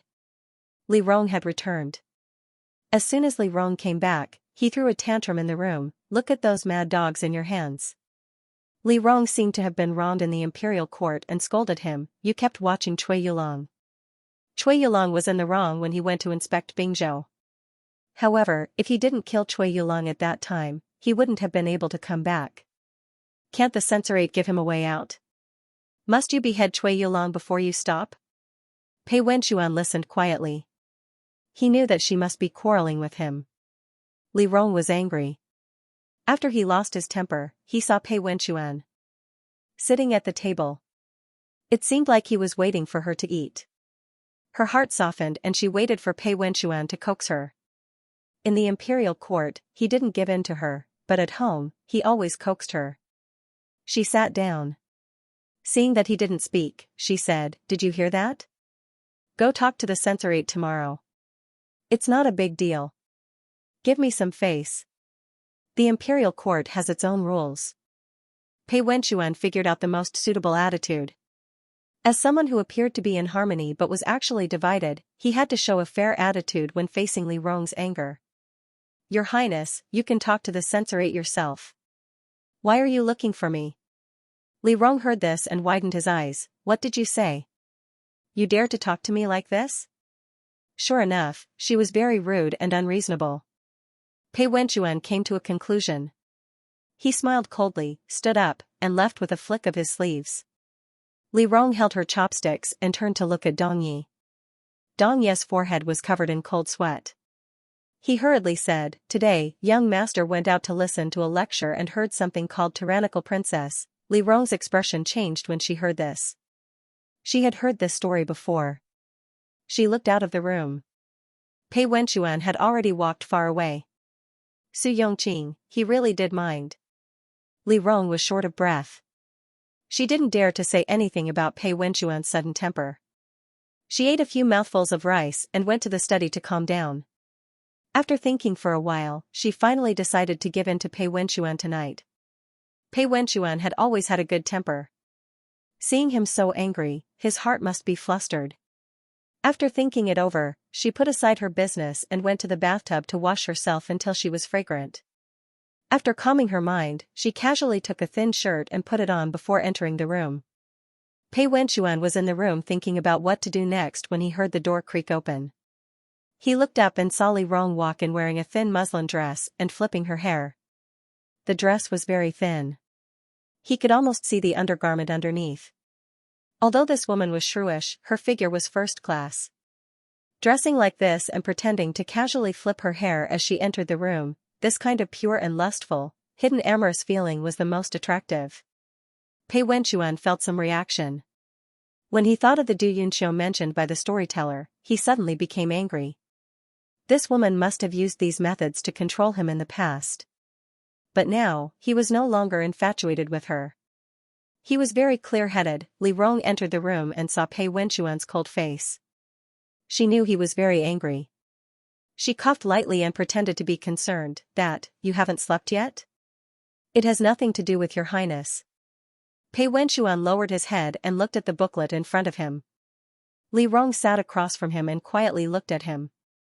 Her eyes were very beautiful. Just looking at them made one's heart flutter. Pei Wenxuan felt that his past was firmly controlled by her. At least, his body was firmly controlled by her. This made him very angry and embarrassed. He kept a cold face and didn't say anything. Li Rong reached out and pulled his clothes. She shook. Brother Pei Wenxuan froze. Li Rong acted coquettishly. "Look at me. Don't be angry." She had two faces in front of and behind people. She really could put down her status. Pei Wenxuan sneered in his heart. He already knew the other party's intention. He raised his head and looked at her with a bit of ridicule. You want me to help you deal with the censorate? Li Rong hurriedly nodded. She thought that this was Pei Wenxuan's sign of wanting to make up. The censorate wasn't a big deal, but Pei Wenxuan wanted to help her. If this wasn't making up, then what was? Pei Wenxuan put down the pen in his hand and leaned back on the chair behind him. Since you want to seduce me, you have to show some sincerity. Li Rong was a bit confused. Pei Wenxuan patted his leg. His eyes were full of ridicule and arrogance. Come up and move yourself. Li Rong's face was very ugly. She looked at him with a complicated expression. It seems that your highness is only SOSO. Pei Wenxuan said sarcastically, I thought that your highness could put down your status. Do you think that the past is so easy to write off? Li Rong. Pei Wenxuan sneered, from today onwards, don't have this kind of dream. I'm no longer the Pei Wenxuan of the past. I won't be bullied by you. It's over, it's over, it's over. Li Rong felt cold sweat coming out. She thought about what the storyteller had said to make Pei Wenxuan become like this. Pei Wenxuan saw her pale face. Seeing that he had achieved his goal, he got up and was about to leave. When Li Rong saw Pei Wenxuan get up, she quickly stood up and pushed him back. She hurriedly said, I'll move myself. Don't get angry. What are you doing? Pei Wenxuan saw Li Rong pulling his clothes and became nervous. Li Rong pressed him down on the chair. While pulling his clothes, she straddled him. Pei Wenxuan panicked. He struggled and said, let go. Don't touch me. Shameless. Li Rong. Li Rong pulled him. He didn't want to push Li Rong. She was a woman. She was wearing too little. It wasn't appropriate for her to touch anything. Moreover, there was a vague resistance that he didn't know where it came from. He subconsciously didn't want to hurt her. When Li Rong saw that Pei Wenxuan was still worried about her at this time, she knew that there was a chance. She quickly used all kinds of methods to get things done while Pei Wenxuan was scolding her. Li Rong, you're shameless. You're dirty. Don't touch my clothes. Let go of me. Don't touch there. Don't. Pei Wenxuan was speechless when the matter was settled. The room suddenly became quiet. Li Rong raised her arms and wrapped them around his neck. She smiled and asked him, what don't I want? Pei Wenxuan was speechless. He gripped the armrest of the chair tightly.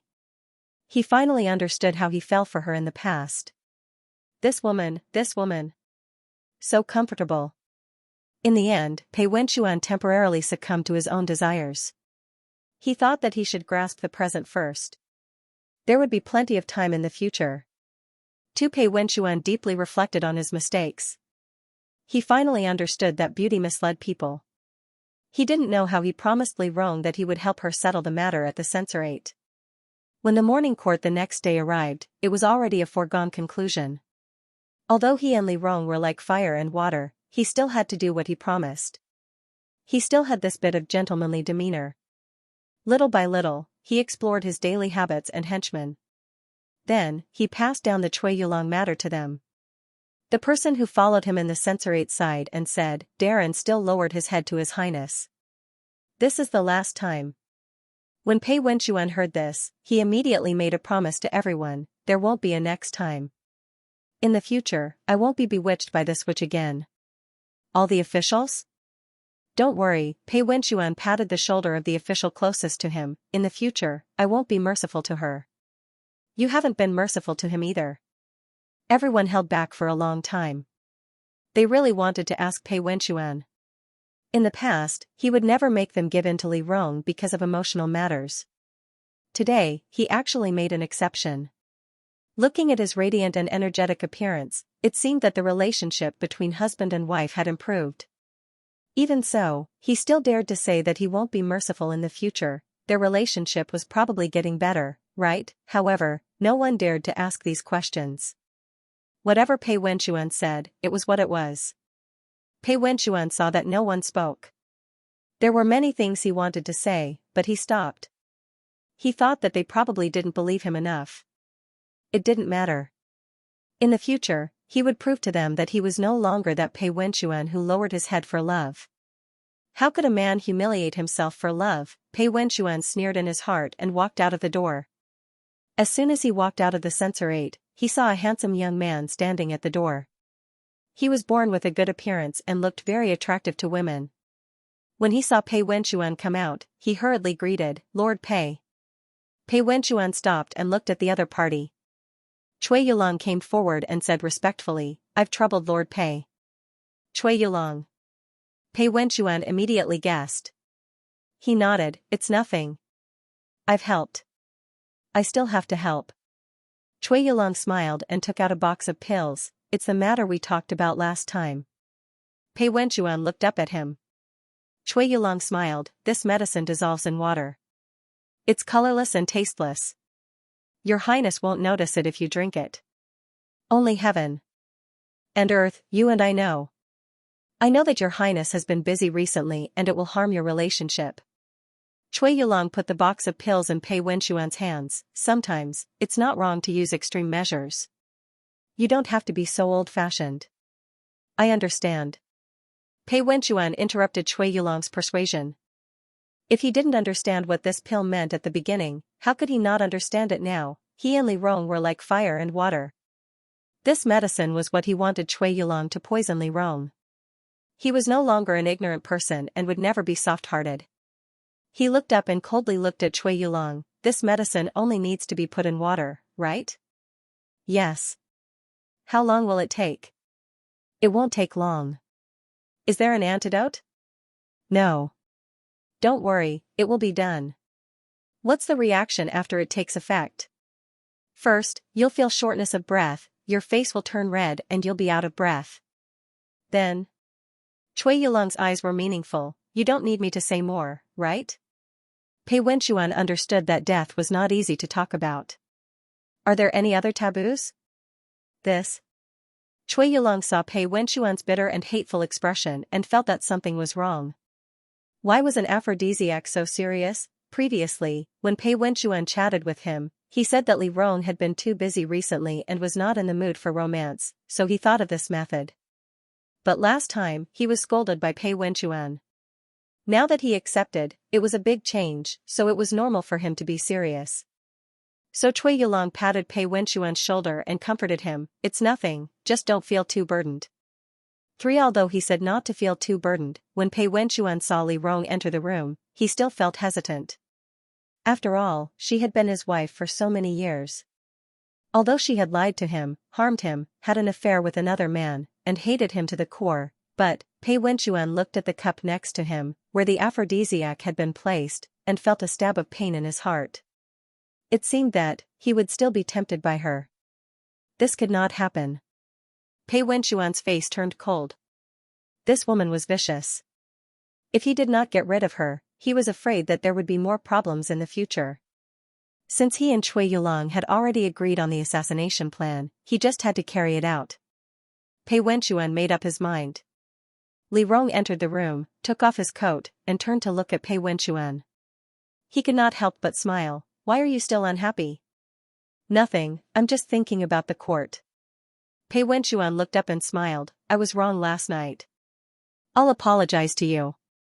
As he spoke, Pei Wenchuan picked up the teacup with the aphrodisiac. "Your Highness, please drink this cup of tea as forgiveness." When Li Rong heard Pei Wenchuan lower his head to apologize and coax her, she smiled softly. "It's not a big deal.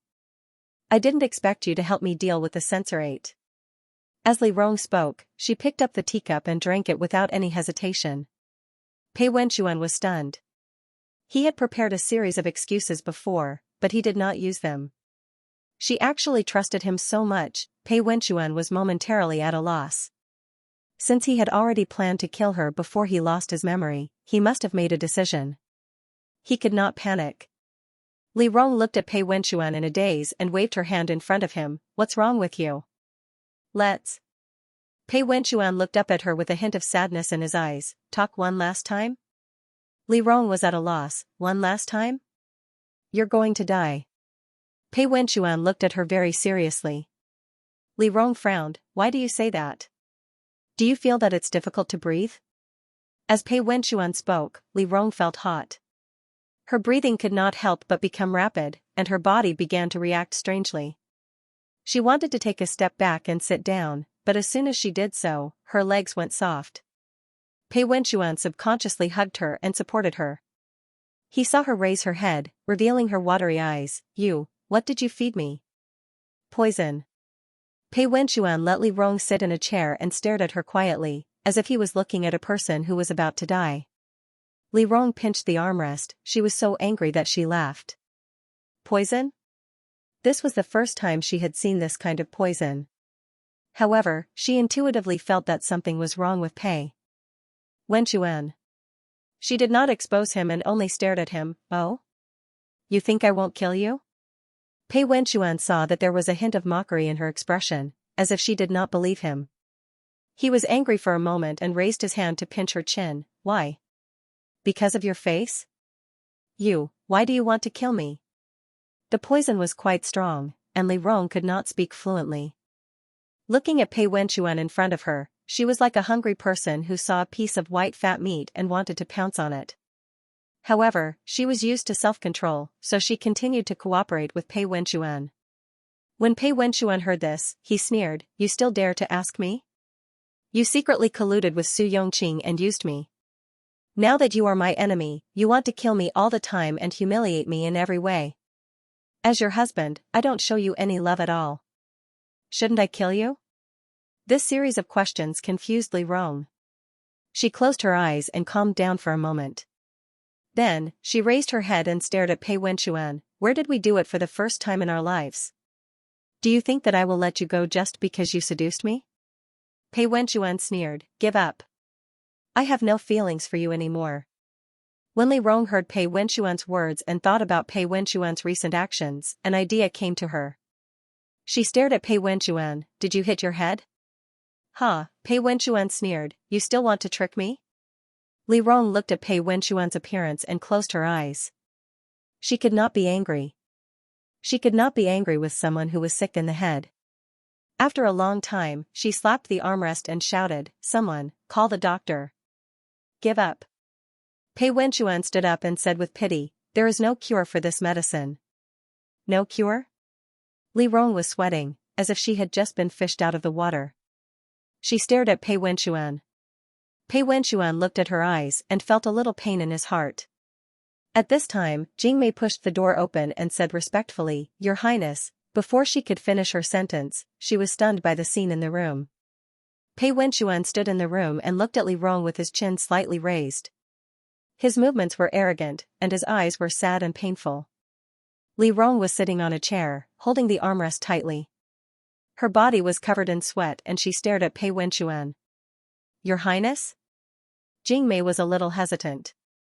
Li Rong gritted her teeth, Tie the prince consort to the bed, now. Jingmei knew that the situation was not right and immediately went out to call for help. Pei Wenchuan sighed, Why struggle? You're going to die anyway. Li Rong sneered. The guards rushed in and tied Pei Wenchuan to the bed. After tying him up, Li Rong asked the guards to leave. Pei Wenchuan frowned and looked at Li Rong walking over while taking off her clothes. He was a little uneasy. Why are you still alive? Die? Li Rong sneered, When you're sober, I'll see how you die. For he was dead. After going through a storm, he felt that he almost died in this woman's body. Why didn't this medicine poison her to death? Pei Wenchuan lay on the bed and recalled the feeling just now. He was still a little confused. Li Rong got up and put on her clothes. She called the servants in and asked them to call for a doctor. His brain was damaged by the vase last time. Li Rong lowered her voice, Let miracle Dr. Shui do it. Damaged by the vase? Pei Wenchuan sneered. She knew that he had lost his memory, so she wanted to use this method to deceive him. He was not a 3-year-old child. They were very good at putting on an act. After a while, an old man came in and examined him. In the end, he confirmed that there was a blockage in his brain and that he had lost his memory. There were 2 ways. Either he could regain his memory through external stimulation, or he could only regain his memory through acupuncture. But acupuncture is very dangerous. It's best if he can regain his memory naturally. Let's follow his thoughts and help him regain his memory. Li Rong made a decision after listening to Miracle Dr. Shui's simple advice. She naturally could not let Pei Wenchuan take the risk. Therefore, she had to regain his memory. After Miracle Dr. Shui left, Li Rong thought for a while, organized her words, and said with difficulty, "Wenchuan, I'm your wife, ha." Pei Wenchuan sneered. "We loved each other in the past. Haha. We also have a child. Her name is Li Shi. You like her very much. Oh. Su Yongqing and I are in the past. I only have you in my heart now. Ha ha ha. You have to believe me. Ha. Pei Wenchuan laughed out loud. Clumsy. Pei Wenchuan snorted. Your acting is too clumsy. Li Rong heard this and was instantly frustrated. She turned around and instructed the Jing Mei, let's continue with the acupuncture. If he dies, forget it. Fi'd die, that was naturally impossible. Li Rong could only patiently tell Pei Wenchuan about the past. At the same time, she wanted to find out who gave the medicine and what Pei Wenchuan had done secretly. After knowing that the medicine came from Cui Yulong, Li Rong decided to chase him out of Beijing.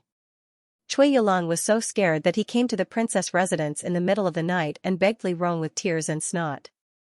Li Rong looked at him and said, your only chance to stay is to restore Pei Wenchuan to normal. Cui Yulong immediately agreed and went to see Pei Wenchuan. Recently, Pei Wenchuan felt that his life was in danger and wanted to run away. Li Rong had no choice but to lock him up. As soon as Cui Yulong entered the room, he saw Pei Wenchuan sitting coldly behind the table. Cui Yulong braced himself and entered the room. He began to tell Pei Wenchuan the beautiful love story between him and Li Rong. Pei Wenchuan seemed to accept it well. Cui Yulong sighed in relief. I understand. I will treat the princess well. Pei Wenchuan nodded. Cui Yulong and Li Rong, who was hiding behind the door, were very pleased. Pei Wenchuan sent Cui Yulong out. Cui Yulong was very happy. When they reached the door, Pei Wenchuan held Cui Yulong's hand and handed a piece of paper to Cui Yulong. Cui Yulong took the paper in his hand and froze. Pei Wenchuan nodded seriously and turned around. After Pei Wenchuan went back, Cui Yulong opened the paper and saw, tomorrow at 5 o'clock, the princess will go to Vermilion Bird Alley and set up an ambush to kill her. Cui Yulong almost knelt down when he saw these words. Who could cure this disease? 6 Cui Yulong failed, but he reluctantly stayed in Huajing. However, he was punished by not being allowed to go to the brothel for 3 years. He lost the young lady he loved. Cui Yulong couldn't do it, so Li Rong had to do it himself. She took Pei Wenchuan to familiarize himself with their environment. This is where I dress up. You often help me dress up. This is where you read, this is your favorite pen, what is this? Pei Wenchuan took out a washboard from under the bed. Li Rong hesitated for a long time. She didn't know if he would get better if she told him now, but she couldn't lie to him. She could only reluctantly say, this is the washboard you kneel on when you make a mistake, heh. She knew she shouldn't say it. Li Rong led Pei Wenchuan around the place where they lived. The more she walked, the more guilty she felt. The entire princess residence was built with her as the center. There weren't many traces of Pei Wenchuan. His life seemed to be filled with her. He only had a study room. Everything else was integrated with her. Pei Wenchuan watched as Li Rong introduced him to their daily lives. He couldn't help but raise his eyebrows. Do you love me like this? It hurt her heart. Li Rong suddenly realized that she indeed didn't care enough about Pei Wenchuan. She was actually just relying on the accumulation of feelings over the years. She suddenly wanted to know if Pei Wenchuan would still like her if she could do it all over again. She looked up at Pei Wenchuan. Pei Wenchuan saw her gaze and was a little scared. What are you doing? Forget it. She laughed. It doesn't matter what happened in the past. From today onwards, you just have to love me again. You wish. Pei Wenchuan immediately retorted. Li Rong lowered her head and smiled. She didn't care much. 7. The best thing about her was that she was very efficient. From the moment she decided to be good to Pei Wenchuan, she started to carry it out. She knew what he liked and prepared everything for him. The ink, paper, and inkstone he used were all carefully selected by her. The clothes he wore were all meticulously taken care of by her. He liked books, especially the only ones. She started to spend a lot of money to find him. She used the incense he liked and bought the things he liked. Pei Wenchuan also saw how hard she worked. Every day, he went to and left the court with her. When he heard everyone say that they used to be very loving and were a celestial couple, he started to doubt, was he wrong? This doubt deepened with the number of times he was moved. He found that he often thought of her, often worried about her, and often cared about her. He was indeed deeply controlled by her. Pei Wenchuan hated himself for being like this, so he didn't show it. He was usually gentle and refined with his colleagues and friends. Only in front of Li Rong, he could drive her crazy at any time.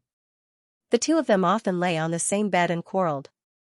Every time they quarreled, Li Rong would ask Pei Wenchuan to get off the bed. Pei Wenchuan felt that if he got off just because she asked him to, wouldn't he lose face, so he occupied the bed. I'm not getting off. Li Rong couldn't do anything about him.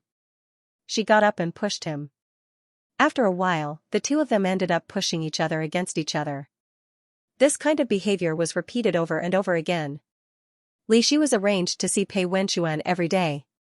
She had to tell Pei Wenchuan about her past with Pei Wenchuan in an attempt to arouse Pei Wenchuan's fatherly love. Pei Wenchuan was very fond of Li Shi, who was like a glutinous rice dumpling.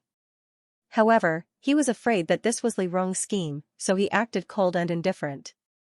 Li Shi didn't seem to care. The father and daughter were still respectful to each other. Until one day, Li Shi saw Li Rong and Cui Yulong standing at the door talking. She walked forward and happened to hear Cui Yulong teasing her.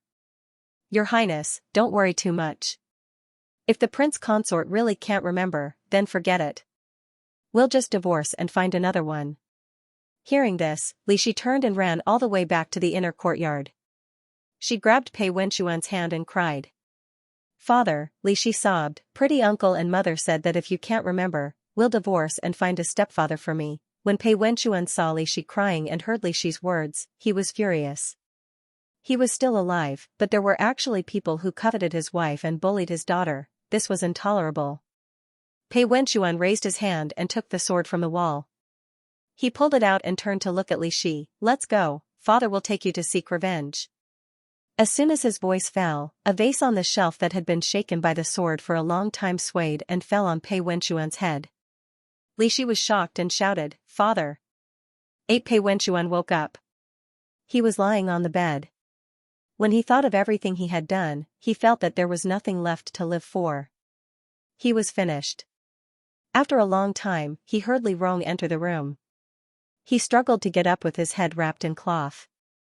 When Li Rong pushed the door open and entered, he saw Pei Wenchuan kneeling on the washboard with a white cloth on his head. He cowed out and sincerely said, Madam, I was wrong. End of chapter 171. Don't forget to subscribe, like, and share the video to support the channel.